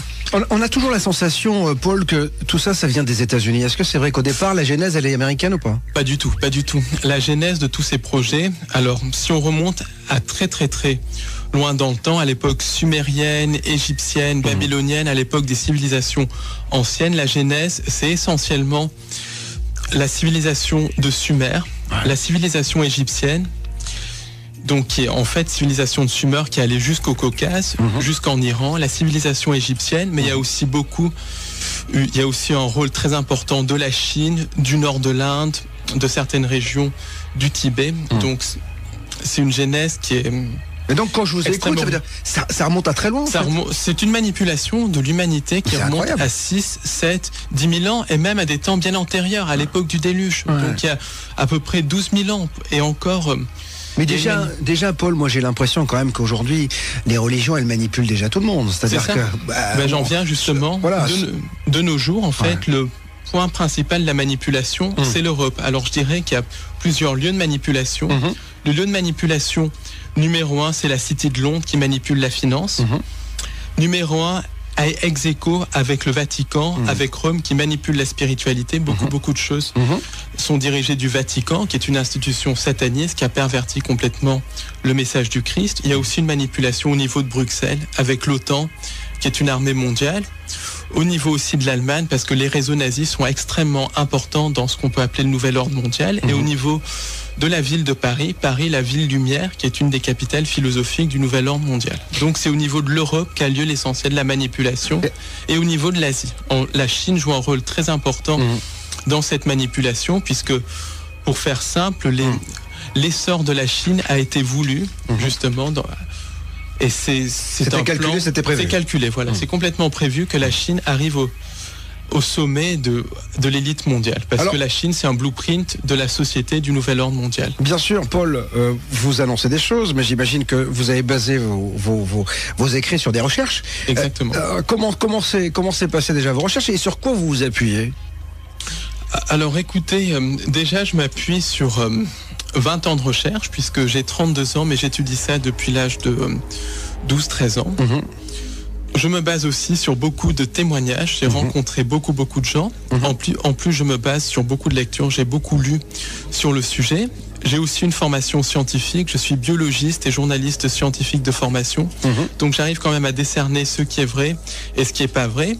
Et puis je me base aussi sur beaucoup d'intuition et sur la logique. Quand on regarde les actualités, il se passe les mêmes choses, la même diminution des libertés en France, en Angleterre, aux États-Unis, en Afrique du Sud, en Inde. Quand on voit que les mêmes choses se passent dans différents pays, on voit qu'il y a un plan coordonné qui est en train de se mettre en place dans tous les pays du monde. On est cuit ou pas avec ça? Parce que quand je vous écoute, je me dis on est dans la merde, parce que ça a déjà commencé depuis pas mal de temps. Ça a commencé depuis très longtemps. Alors, si on est dans la merde ou pas, ça dépend de nous, parce que on peut se rebeller, vous pensez? On peut se rebeller. Alors comment on peut s'en sortir? Déjà, une non-collaboration avec le système, une non-collaboration pacifique, parce que le système, les entités qui dirigent le système se nourrissent de nos émotions de peur, se nourrissent de notre souffrance, donc surtout une non-collaboration pacifique. Toute la violence et tout ça fait le jeu du système, donc toujours non-collaboration pacifique. Comment faire pour non collaborer? C'est-à-dire, déjà, quand une décision nous paraît injuste, ne pas participer à cette décision, et quand au fond de nous, on sent qu'on ne doit pas faire quelque chose, ne pas le faire. Quand on sent qu'on doit faire quelque chose, le faire. C'est essentiellement ça, la non-collaboration. Par exemple, il y a un gros problème à l'heure actuelle avec la vaccinologie. Il y a des parents qui se font retirer leurs enfants parce qu'ils refusent de les faire vacciner. Avant de rentrer à l'école, Mais si tous les parents avaient les couilles de dire je ne ferai pas vacciner mon enfant, ou je ferai vacciner mon enfant si j'en ai envie, le système pourrait rien faire, parce que c'est par le nombre. On est beaucoup plus nombreux que... Oui, mais on ne peut pas...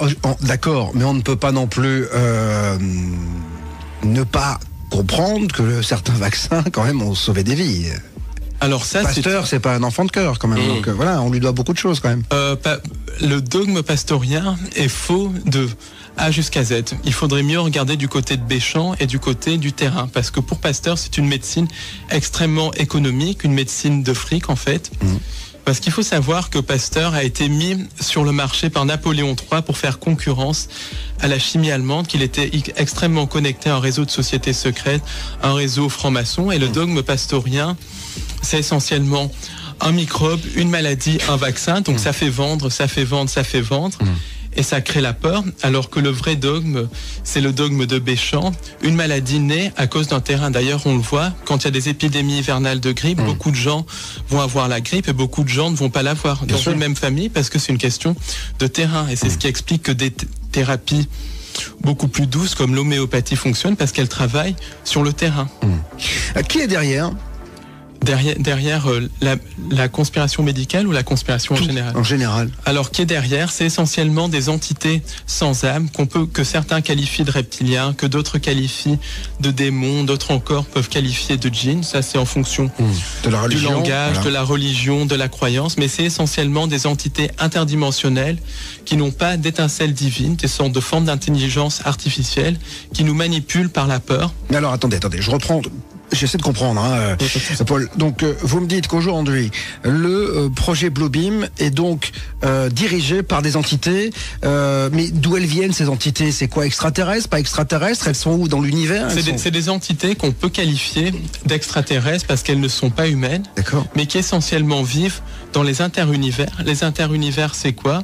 C'est des espèces d'espaces qui sont situés à une autre fréquence que la réalité physique, qui ont d'ailleurs été documentées par une physicienne italienne, Giuliana Conforto, dont je vous recommande le livre L'univers organique. Elle a découvert ces univers parallèles, si vous voulez, par l'intermédiaire de photons, de recherche sur la lumière et tout ça. Et ces univers parallèles, il y a des univers qu'on peut appeler positifs et des univers négatifs qui sont incompatibles avec l'existence d'une vie organique, avec l'existence d'une étincelle divine. Et c'est de là d'où viennent ces entités sans âme, ces entités reptiliennes qu'on peut qualifier de démons dans le langage judéo-chrétien.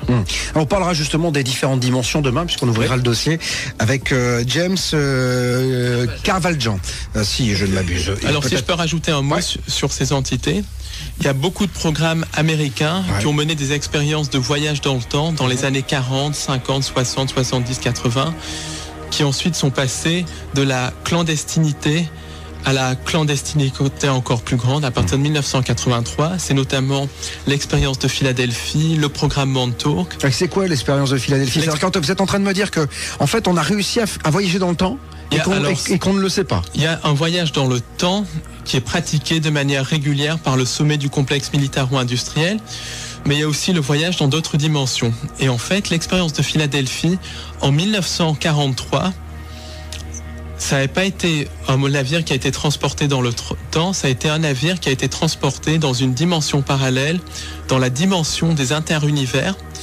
Et les marins qui ont survécu dans ce navire, l'USS Eldridge, ont décrit des expériences absolument terribles menées par des entités qui ressemblaient à des insectes, avec des faces d'insectes et avec aussi un aspect entre reptilien et insectes. Et ces expériences terribles, c'était des expériences de type médical. Et la dimension où ces marins sont retrouvés était une dimension sans vie, complètement triste, avec un espèce de ciel rougeâtre, extrêmement froide, qu'on peut assimiler à l'enfer de la Bible, au purgatoire de la Bible. Et les marins ont passé plusieurs mois dans cette dimension, alors que sur Terre, à peu près 10 ou 15 secondes s'étaient écoulées. Donc ça, c'est un des premiers témoignages qui décrit les interunivers. Il y a des gens aussi qui ont été victimes de NDE, qui ont décrit les interunivers, comme le docteur Eben Alexander, qui a sorti un livre en anglais, Proof of Near Death, qui sort d'ailleurs en français aux éditions Guitry Daniel, et il décrit ces interunivers, ces dimensions extrêmement froides, beaucoup de gens qui meurent dans un état de vibration basse après des suicides et qui sont ranimés, décrivent ces interunivers. On va dans un instant, on va marquer une pause, parce qu'il faut gagner notre vie, vous le savez bien. On va revenir bien sûr sur toutes ces dimensions, etc. Je vous poserai cette question, pourquoi, puisque certaines personnes comme vous, qui sont initiées, ne le disent pas plus, en tout cas n'ont pas plus accès aux médias. Est-ce qu'on vous boycotte? Est-ce qu'on vous censure? Est-ce que le dogme scientifique, le dogme en général, vous empêche de parler? On verra cela dans un instant. Et alors dans un instant, du côté de 22h, nous parlerons des entités, de la matérialisation de ces entités et de l'incorporation par les médiums de ces entités. Ce sera avec Roger Sellier. Le plan secret du diable, un ouvrage dans lequel il est question de la présence reptilienne, du projet Bluebeam, des nouvelles vibrations et de la mise en place du nouvel ordre mondial. Et c'est ce qui nous intéresse ce soir, puisque je reçois l'auteur de cet ouvrage, Paul Ponceau.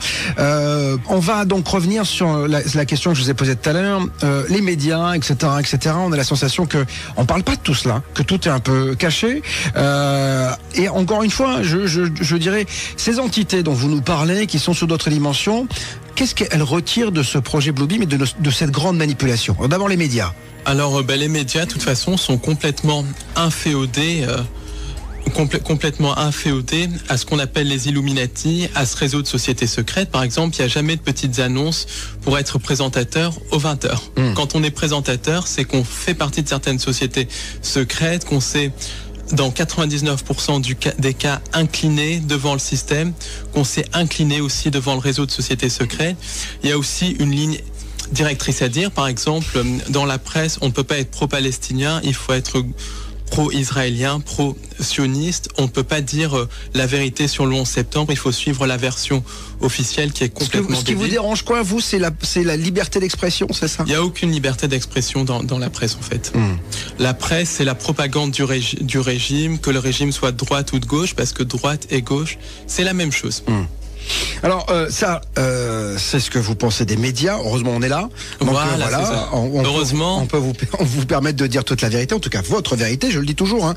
Vous n'êtes peut-être pas d'accord avec Paul, mais en tout cas, j'expose et vous disposez. Mais l'important, c'est de parler. Alors, je le disais dans ces différentes dimensions.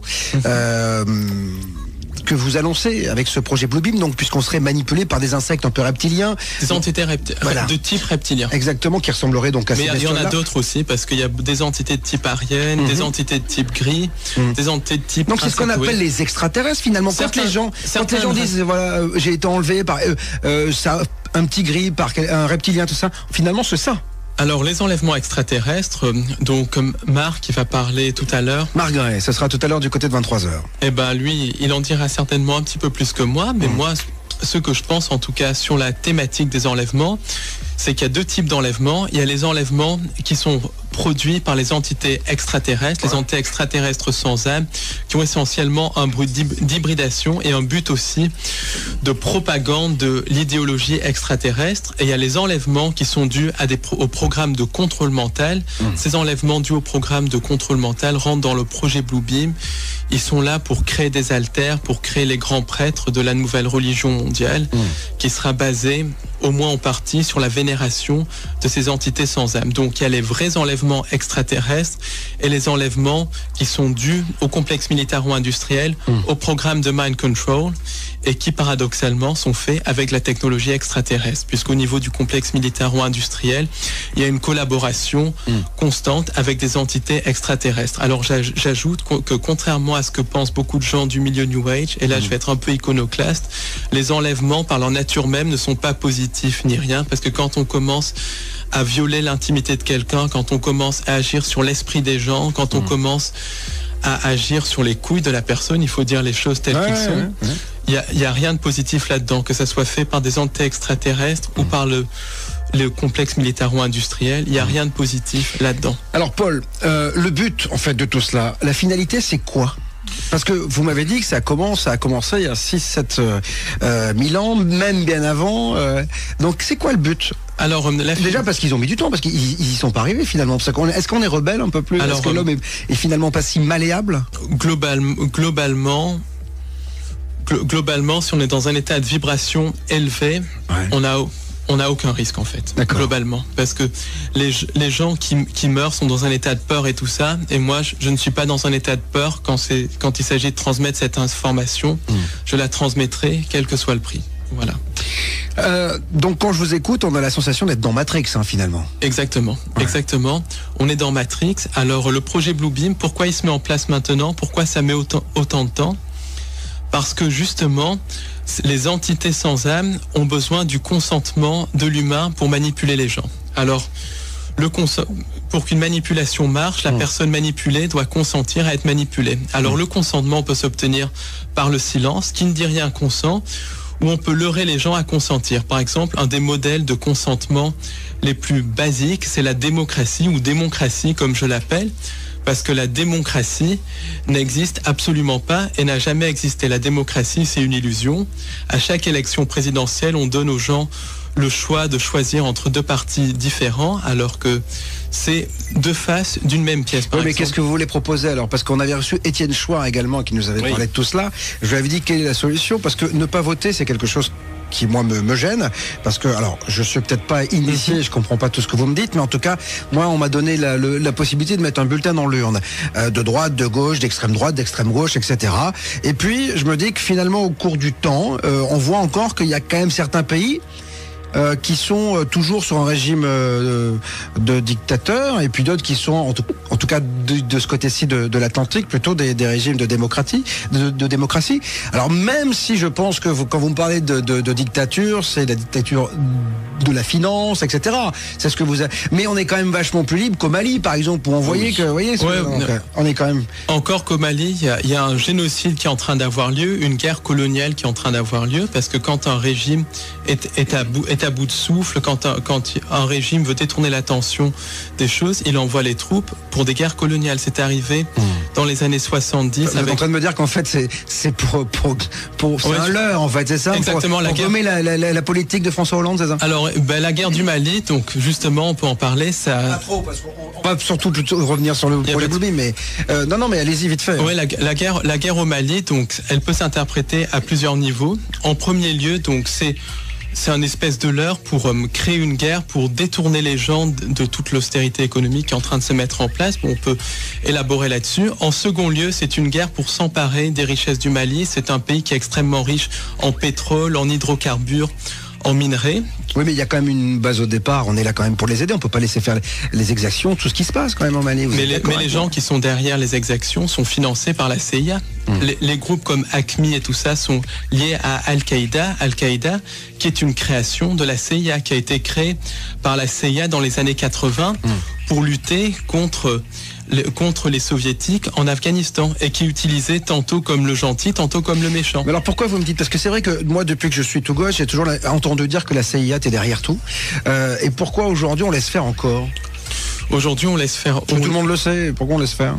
Le problème, c'est que ce n'est pas la CIA qui est derrière les choses. La CIA, c'est le bras armé, l'Amérique, c'est le bras armé, mais ce qui est derrière, c'est des sociétés secrètes européennes. Et les gens le savent, mais ils ne disent rien. Et donc, quand les gens ne disent rien, ils consentent. Parce que les gens sont trop occupés par la bière qui est offrée, par leur match de foot, par leur quotidien, par aller s'envoyer en l'air les week-ends. Mais dites-moi, vous devez être super malheureux finalement, vous? Pas du tout. Ah bon? Parce que quand vous faites le constat, j'ai l'impression qu'on est dans la merde, que finalement on est totalement manipulé. Et je me dis, comment vous arrivez-vous à voir votre petite lumière de bonheur? Alors ma petite lumière de bonheur, c'est par mes proches, d'ailleurs, qui est ici. Ma petite lumière de bonheur aussi, c'est par cette recherche, en transmettant cette information aux gens, en leur disant comment se libérer. Et puis en ayant compris qu'il y a autre chose que ce monde de merde, et en ayant compris notre véritable nature, qui est une nature divine, et en essayant de comprendre les règles du jeu. Et les règles du jeu, c'est justement de comprendre qu'on est dans une matrice, qu'on est prisonnier de ce système, de cette lumière artificielle qu'on peut appeler lumière luciférienne, qu'on peut appeler la matrice, qu'on peut appeler l'égrégore. Et le but du jeu, c'est de sortir de ça. La matrice, nous sommes en plein dedans. Des entités seraient là derrière ce projet Blue Beam. Des entités qui n'ont pas un but très sympathique à notre égard, Paul. Hein. Exactement. Globalement, leur but en fait, c'est nous utiliser comme pile électrique. Et le film Matrix est très révélateur en cela. Et à terme, le but, c'est de créer les univers, recréer les univers inorganiques, recréer ce qu'on appelle les interunivers sur Terre, c'est-à-dire de faire fusionner l'homme avec la machine. C'est la société transhumaniste, et tout cela, ça implique le génocide de plusieurs milliards de personnes. C'est ce qu'on appelle le nouvel ordre mondial, en fait. C'est le nouvel ordre mondial, mais qui est un ordre transhumaniste, eugéniste, avec le génocide de plusieurs milliards de personnes, en particulier les races dites inférieures par les entités qui nous dirigent, parce que ces entités et les Illuminati sont profondément racistes. Les terriens, on est des races inférieures, c'est ça, par rapport à ces entités? Les terriens, on est à la fois des races inférieures, parce qu'on n'a pas la technologie, mais aussi des races supérieures. Elles nous craignent et elles nous utilisent, parce que si on se réveille, on a l'étincelle divine que ces entités n'ont pas. Et c'est nous, et elles nous leurrent à créer notre propre asservissement, notre propre prison, parce qu'elles n'ont pas de capacité créatrice. C'est nous qui créons notre prison pour eux. Mais essentiellement, il y a un atout fondamental sur la Terre, c'est la race humaine. Et la race humaine semble posséder une étincelle divine extrêmement importante. Et en plus, il y a toute cette diversité de vie sur Terre qui, d'après ce que disent certains contactés extraterrestres, ne se retrouve pas ailleurs dans l'univers. Donc il y a plein de raisons à ça. Alors, maintenant, j'ai envie de savoir comment ça va se passer, en tout cas là dans les années qui viennent. Comment ça se passe, quel est le process, quoi? Alors le process, déjà, c'est notre choix, où on retrouve notre vraie nature avec l'aide des nouvelles vibrations qui sont en train d'arriver, sur lesquelles je reparlerai un petit peu plus tard. On sort de la matrice et on retrouve notre vraie nature, notre nature divine qu'on n'aurait jamais dû perdre. Ou bien c'est quoi cette nature divine qu'on a perdue? Cette nature divine, c'est essentiellement la nature de créateur infini. On est capable de créer notre réalité. on est possibilité infinie. On est capable de créer. J'essaie de comprendre, hein, Paul. Créer notre réalité, ça veut dire quoi? On est des êtres créateurs. À un moment donné, avant qu'il y eut cette arrivée d'entités extraterrestres sans âme, on pouvait littéralement créer par la pensée. On le peut toujours, mais c'est beaucoup plus voilé et tout ça. D'accord. On est des êtres créateurs, on est capable de tout et surtout on a notre connexion divine. On est possibilité infinie. On va parler de l'ADN dans un instant. Exactement. Parce que je crois qu'il y a un programme à l'intérieur de notre ADN. Restez donc avec nous, c'est passionnant, le projet Bluebeam, le Bluebeam Project, si vous parlez bilingue comme moi. Je parle bilingue. Je parle bilingue, moi, monsieur. C'est comme ça, c'est Ado, mon nom est Bob et je vous dis toute la vérité. Ça réagit énormément, mon Elliot. Il y a beaucoup de questions pour savoir de quoi se nourrissent les entités sans âme. Alors, ces entités derrière le nouvel ordre mondial, globalement, se nourrissent de deux choses. Alors, elles se nourrissent de sang humain par l'intermédiaire des Illuminati, en possédant les Illuminati, et surtout de nos peurs, de toutes nos émotions liées à la peur. Et ça explique la recrudescence de rituels sataniques à travers le monde, parce que les réseaux sataniques sont une réalité. Le satanisme, c'est un cancer de la société, c'est ce qui fait tourner les Illuminati. Et les rituels sataniques, c'est quelque chose qui a lieu dans les hôtels particuliers parisiens, les hôtels particuliers londoniens, les hôtels particuliers de New York, les palais de Shanghai. En fait, c'est chez les riches, quoi. Vous êtes en train de me dire ça, parce qu'un hôtel particulier à Paris, ça vaut 15 millions d'euros. Donc, voilà, c'est même pas chez les riches. Chez les initiés, dans les familles Illuminati, dans certaines loges de sociétés secrètes, c'est un des cancers de la société. C'est un sujet qui est tabou, même parmi les chercheurs de vérité, et c'est un sujet que j'ai envie d'exposer, de dénoncer, parce que c'est vraiment un génocide qui a lieu sous nos yeux. Et attendez, qu'est-ce qu'ils font dans ces rituels sataniques? Ils tuent pas des gens quand même. Dans ces rituels sataniques, il y a justement une composante de sacrifice humain. Et c'est un ciment qui relie malheureusement le monde de la politique, une partie du monde de la politique bien sûr. Mais que fait la police? La police est très souvent corrompue par ça ou est très souvent ignorante. Par exemple, en Angleterre. Enfin, on a les services secrets, on a des gens quand même qui sont de la DGSE, des gens ont des RG, on sait tout aujourd'hui sur tout le monde. On peut pas croire, Paul, qu'il y a des gens dans des hôtels particuliers qui font des sacrifices humains, qui se nourrissent de sang, et que la police ne fait rien et qu'on le sache pas. Beaucoup de gens dans les services secrets sont complices de tout cela à un certain niveau. Beaucoup de gens à un certain niveau dans la police, et encore une fois, pas tous, sont complices de ça. Et beaucoup d'autres policiers refusent même de voir la vérité en face, parce que pour eux, ça paraît incroyable, et pourtant, c'est vrai. Exemple, il y a en Angleterre une affaire qui vient de sortir, qui est l'affaire Jimmy Savile. Alors, l'affaire Jimmy Savile, c'est en gros une affaire de pédophilie qui implique un ancien présentateur de télévision anglais décédé en 2011, Jimmy Savile. Et Jimmy Savile avait ses entrées au niveau de la noblesse anglaise, de la très haute noblesse anglaise, au niveau d'une certaine famille qu'on ne nomme pas. Il avait ses entrées aussi au niveau de beaucoup d'hommes politiques anglais, des deux partis, travaillistes et conservateurs. Et cet homme-là est un des plus grands délinquants sexuels du Royaume-Uni. Il a abusé plus de 500 enfants. Pendant 30 ans, il y a eu une omerta totale. Et maintenant, il y a des témoignages qui commencent à sortir, qui disent que Jimmy Savile participait à des rituels sataniques avec des hommes politiques au niveau de l'île de Jersey, dans certains palais et tout ça. Et il y a une opération de police, mais qui ne parle absolument pas des connexions politiques, donc qui met en accusation des gens du show business et tout ça, mais qui ne va même pas regarder du côté des politiques, du côté de la noblesse. Alors, ça me rappelle un peu Whitechapel quand même, ça déjà, ça. C'est un petit peu les affaires de Whitechapel. Ouais. L'affaire Dutroux, par exemple, implique une grande partie de la très haute noblesse belge.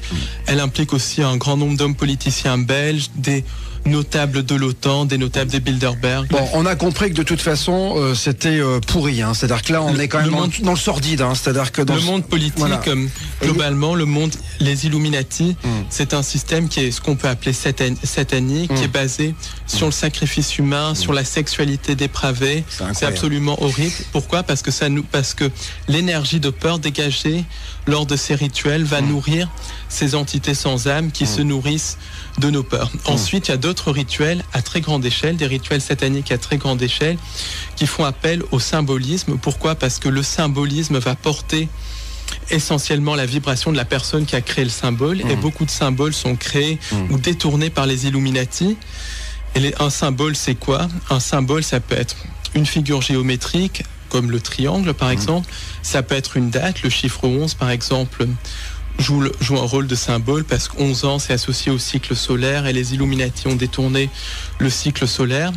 Le symbole du serpent, c'est un symbole qui fait référence aux reptiliens, et beaucoup d'événements de l'actualité sont des rituels sataniques de très grande ampleur. La guerre au Mali par exemple est un rituel satanique, elle a commencé le 11 janvier. L'affaire Mera aussi porte beaucoup d'éléments qui laisse penser qu'il s'agit d'un rituel satanique avec un début le 11 mars, une fin le 22 mars. On va laisser la fermière parce que je crois qu'en ce moment en plus on en reparle énormément, donc on va laisser ça parce qu'en plus il y a des gens qui ont été touchés là-dessus. Mais moi j'aimerais quand même qu'on revienne sur le programme donc à l'intérieur de notre ADN. Alors c'est quoi ? Alors dans notre ADN, en fait globalement, l'homme a été génétiquement modifié par ces entités sans âme. Pourquoi génétiquement modifié ? Parce que ces entités sans âme ont créé ce qu'on appelle le subconscient, ce qu'on appelle l'ego, et l'ego est extrêmement lié à l'ADN. On modifie l'ADN, on modifie l'ego, et beaucoup de gens sont sous le contrôle de leur ego. Quand on voit les gens dans le métro qui sont dans la routine métro, boulot, dodo, il y a des gens qui n'ont jamais pensé dans toute leur vie par eux-mêmes, qui sont complètement sous le contrôle de leur ego ou de leur subconscient. Et dans le subconscient, donc dans notre ADN, puisque c'est l'ADN qui commande l'ego, il y a un programme qui fait qu'on peut être manipulé extrêmement facilement, et ce programme, c'est le programme du sauveur externe. Qu'est-ce que c'est que le programme du sauveur externe ?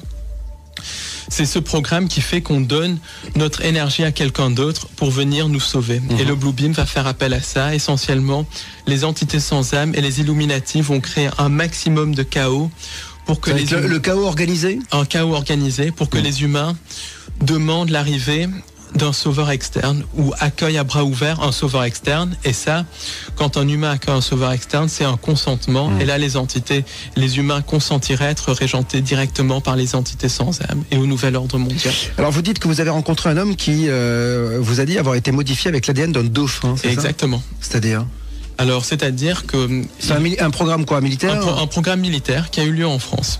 Et j'ai discuté avec cet homme au cours d'une conférence que j'ai donnée en province. Je ne parlerai pas du nom de la ville. Et au début, je pensais que cet homme me disait des bêtises. Mais je lui ai parlé pendant longtemps et j'ai ressenti une grande sincérité. Et il a expliqué avoir été modifié par de l'ADN, avec de l'ADN de dauphin, dans le cadre d'une expérience militaire. Pourquoi ? Parce que les militaires, le complexe militaro-industriel de haut niveau a une technologie qui a plusieurs milliers d'années d'avance sur ce que l'on connaît. Et je vais vous dire ce que c'est un peu les technologies. Il y a des technologies de contrôle du climat, le projet ARP, des technologies d'antigravitation. Donc beaucoup d'ovnis sont extraterrestres, mais encore plus d'ovnis sont des armes secrètes du complexe militaro-industriel du nouvel ordre mondial. Il y a une technologie d'hologramme, des créations d'hologrammes qui sont très utilisées dans le projet Blue Beam. Il y a des technologies aussi de clonage humain, de modification de l'humain. Il y a des programmes de création de chimères mi-humaines, mi-extraterrestres. Il y a aussi des programmes de voyage dans le temps, et il y a des programmes de création d'armes à énergie dirigée, par exemple, pour en venir au 11 septembre, qui est d'ailleurs aussi un rituel satanique d'extraction d'énergie, qui fait appel à beaucoup de symbolisme de la magie crowleyenne, Aleister Crowley, dont la magie est extrêmement utilisée par les Illuminati. Le 11 septembre, ça va bien au-delà de ces histoires de termites et tout ça. C'est un attentat sous fausse bannière qui a été fait par l'utilisation d'armes à énergie dirigées. Et pour cela, je vous invite à aller sur le site du docteur Judy Wood. Alors, Judy, G-U-D-Y, Wood, W-O-O-D, W2OD. Et elle démontre de manière scientifique, c'est une physicienne du bâtiment, qu'au cours du 11 septembre, des armes à énergie dirigée ont été utilisées.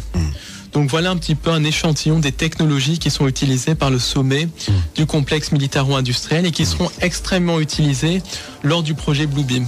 Projet Bluebeam qui a beaucoup de niveaux, ça va extrêmement loin, qui fait appel à la fois à un faux messie, à la fois à une fausse invasion extraterrestre. Parce que vous dites à un moment donné aussi qu'il va y avoir la mise en place d'une religion universelle.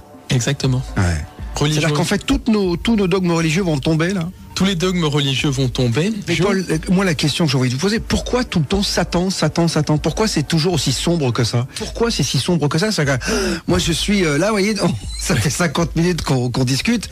Ça commence à faire peur. Je me dis, mais qu'est-ce qui va se passer? C'est-à-dire que on peut, parce que vous me disiez tout à l'heure, l'homme va se réveiller, en tout cas on peut s'en sortir. On peut complètement. Voilà, mais combien de temps ça va prendre déjà? On peut s'en sortir extrêmement rapidement. Déjà, il y a des nouvelles vibrations qui sont en train d'arriver, qui sont en train d'agir sur les interunivers, qui expliquent d'ailleurs en partie la mise en place du projet Bluebeam. Ensuite, on peut se réveiller. Quand on veut, il suffit de prendre conscience qu'on est dans une prison, d'identifier notre ego, et théoriquement, on peut se réveiller extrêmement rapidement. Le problème, c'est qu'on a tout un formatage par le système d'éducation, qui est un système d'endoctrinement.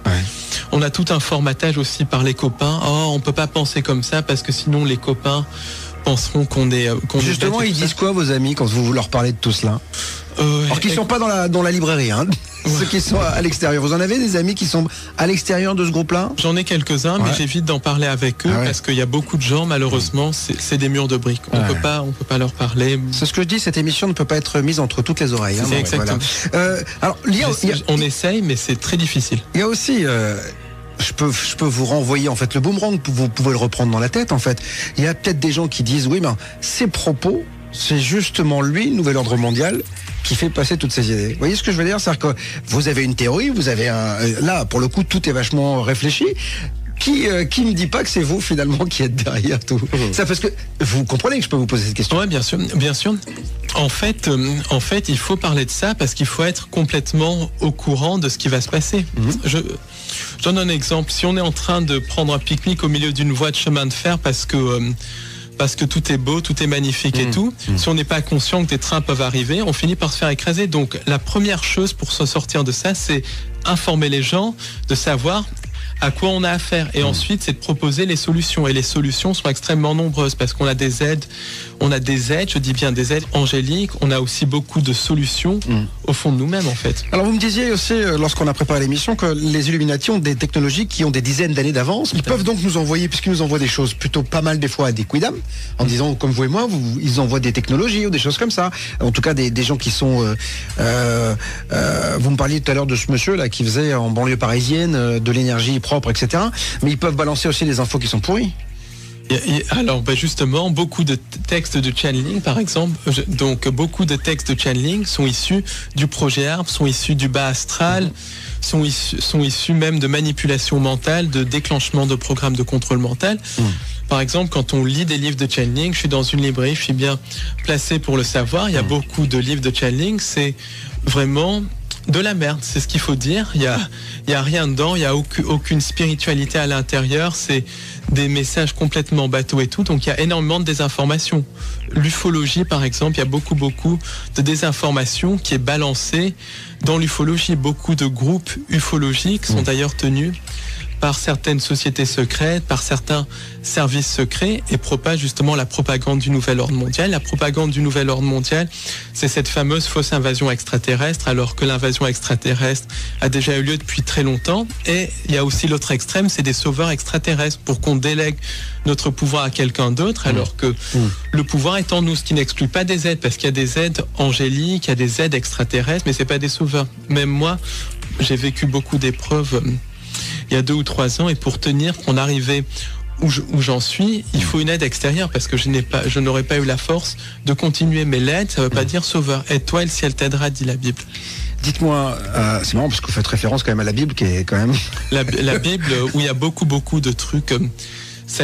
satanique, mais où il y a quelques éléments de vérité à l'intérieur. Bon, bah tant mieux, j'espère, parce que c'est quand même de toute façon, pas mal écrit quand même. De toute façon, toute bonne désinformation, en fait, va avoir 90% de conneries et 10% de vérité. Il y a toujours de la vérité quelque part. Dites-moi, il n'y a pas un côté parano, parce que c'est ce qu'on nous dit un peu. Nicolas, par contre, me dit, est-ce que il n'y a pas un côté un peu parano dans tout cela?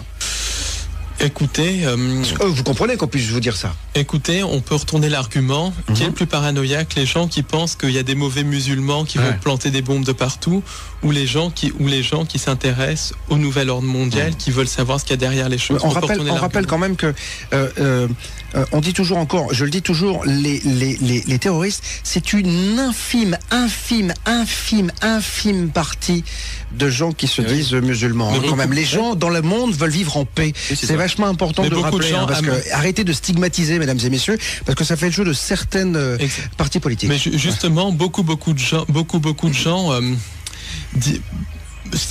font l'amalgame déjà entre musulmans et terroristes. Ça, je supporte et le terrorisme islamiste, de toute façon, n'existe pas. Attention. Faut faire très attention. Exact. Le terrorisme, de toute façon, islamiste n'existe absolument pas. Le seul terrorisme, c'est le terrorisme d'État, qui a eu lieu donc le 11 septembre, qui a été fomenté par les néoconservateurs américains. Le gouvernement anglais est à l'origine, par exemple, des attentats du 7 juillet à Londres. Parce qu'en fait, tout est gouvernement. En fait, alors pour le coup, c'est la vraie manipulation gouvernementale. Voilà, on est vraiment des pions, et les gouvernements de tous les pays font ce qu'ils veulent de leurs citoyens et de leurs concitoyens. Exactement. Les gouvernements, comme dirait Ghislaine Langto, le gouvernement gouverne et ment. Ghislaine Langto, c'est la fondatrice du mouvement Personocratia, en fait, qui est un mouvement qui dit qu'il faut qu'on récupère notre propre pouvoir. Alors, juste, on va se quitter malheureusement dans 2 minutes. Vous reviendrez, j'imagine, pour en continuer à en parler. Un contre-plan. Il y a un contre-plan. Qu'est-ce que vous me... Voilà, moi, je vais rentrer chez moi ce soir. Qu'est-ce que je dois me mettre dans la tête? Alors, le contre-plan, déjà. Alors, globalement, le contre-plan, c'est qu'il y a des nouvelles vibrations qui sont en train d'arriver. Si on choisit par notre libre arbitre de suivre ces nouvelles vibrations, on peut vraiment se libérer. Ensuite, le contre-plan, c'est notre humanité. On a une étincelle divine, on est 7 milliards, les entités sans âme ne sont que quelques dizaines ou quelques centaines de milliers au maximum. Nous, on est 7 milliards avec une étincelle divine. En plus, si on se donne vraiment les moyens, si on refuse tous de collaborer de manière pacifique avec le système, on peut vraiment arriver à quelque chose. Mais la solution, globalement, c'est vraiment s'aimer les uns les autres, aimer son prochain et essayer de donner l'information comme on peut la donner. Et quand on sent que quelque chose est juste le faire et transcender nos peurs. Alors vous avez dit quelque chose de très intéressant. Aimez-vous les uns les autres, quelle que soit votre couleur de peau, votre religion. C'est ça qui est le plus important. Paul Ponceau, merci infiniment d'être venu ici. Je rappelle que vous êtes chercheur de vérité, libraire, conférencier, écrivain amateur et que vous avez écrit donc Le plan secret du diable à compte d'auteur. Voilà, si vous voulez en savoir plus, je vous conseille de vous procurer ce bouquin qui est quand même, il y a combien de pages Il y a à peu près 130 pages. Voilà. 130 pages, mais relativement grandes et écrites assez petites. Voilà, c'est ça. Donc, il y a pas mal de lectures. Merci Paul.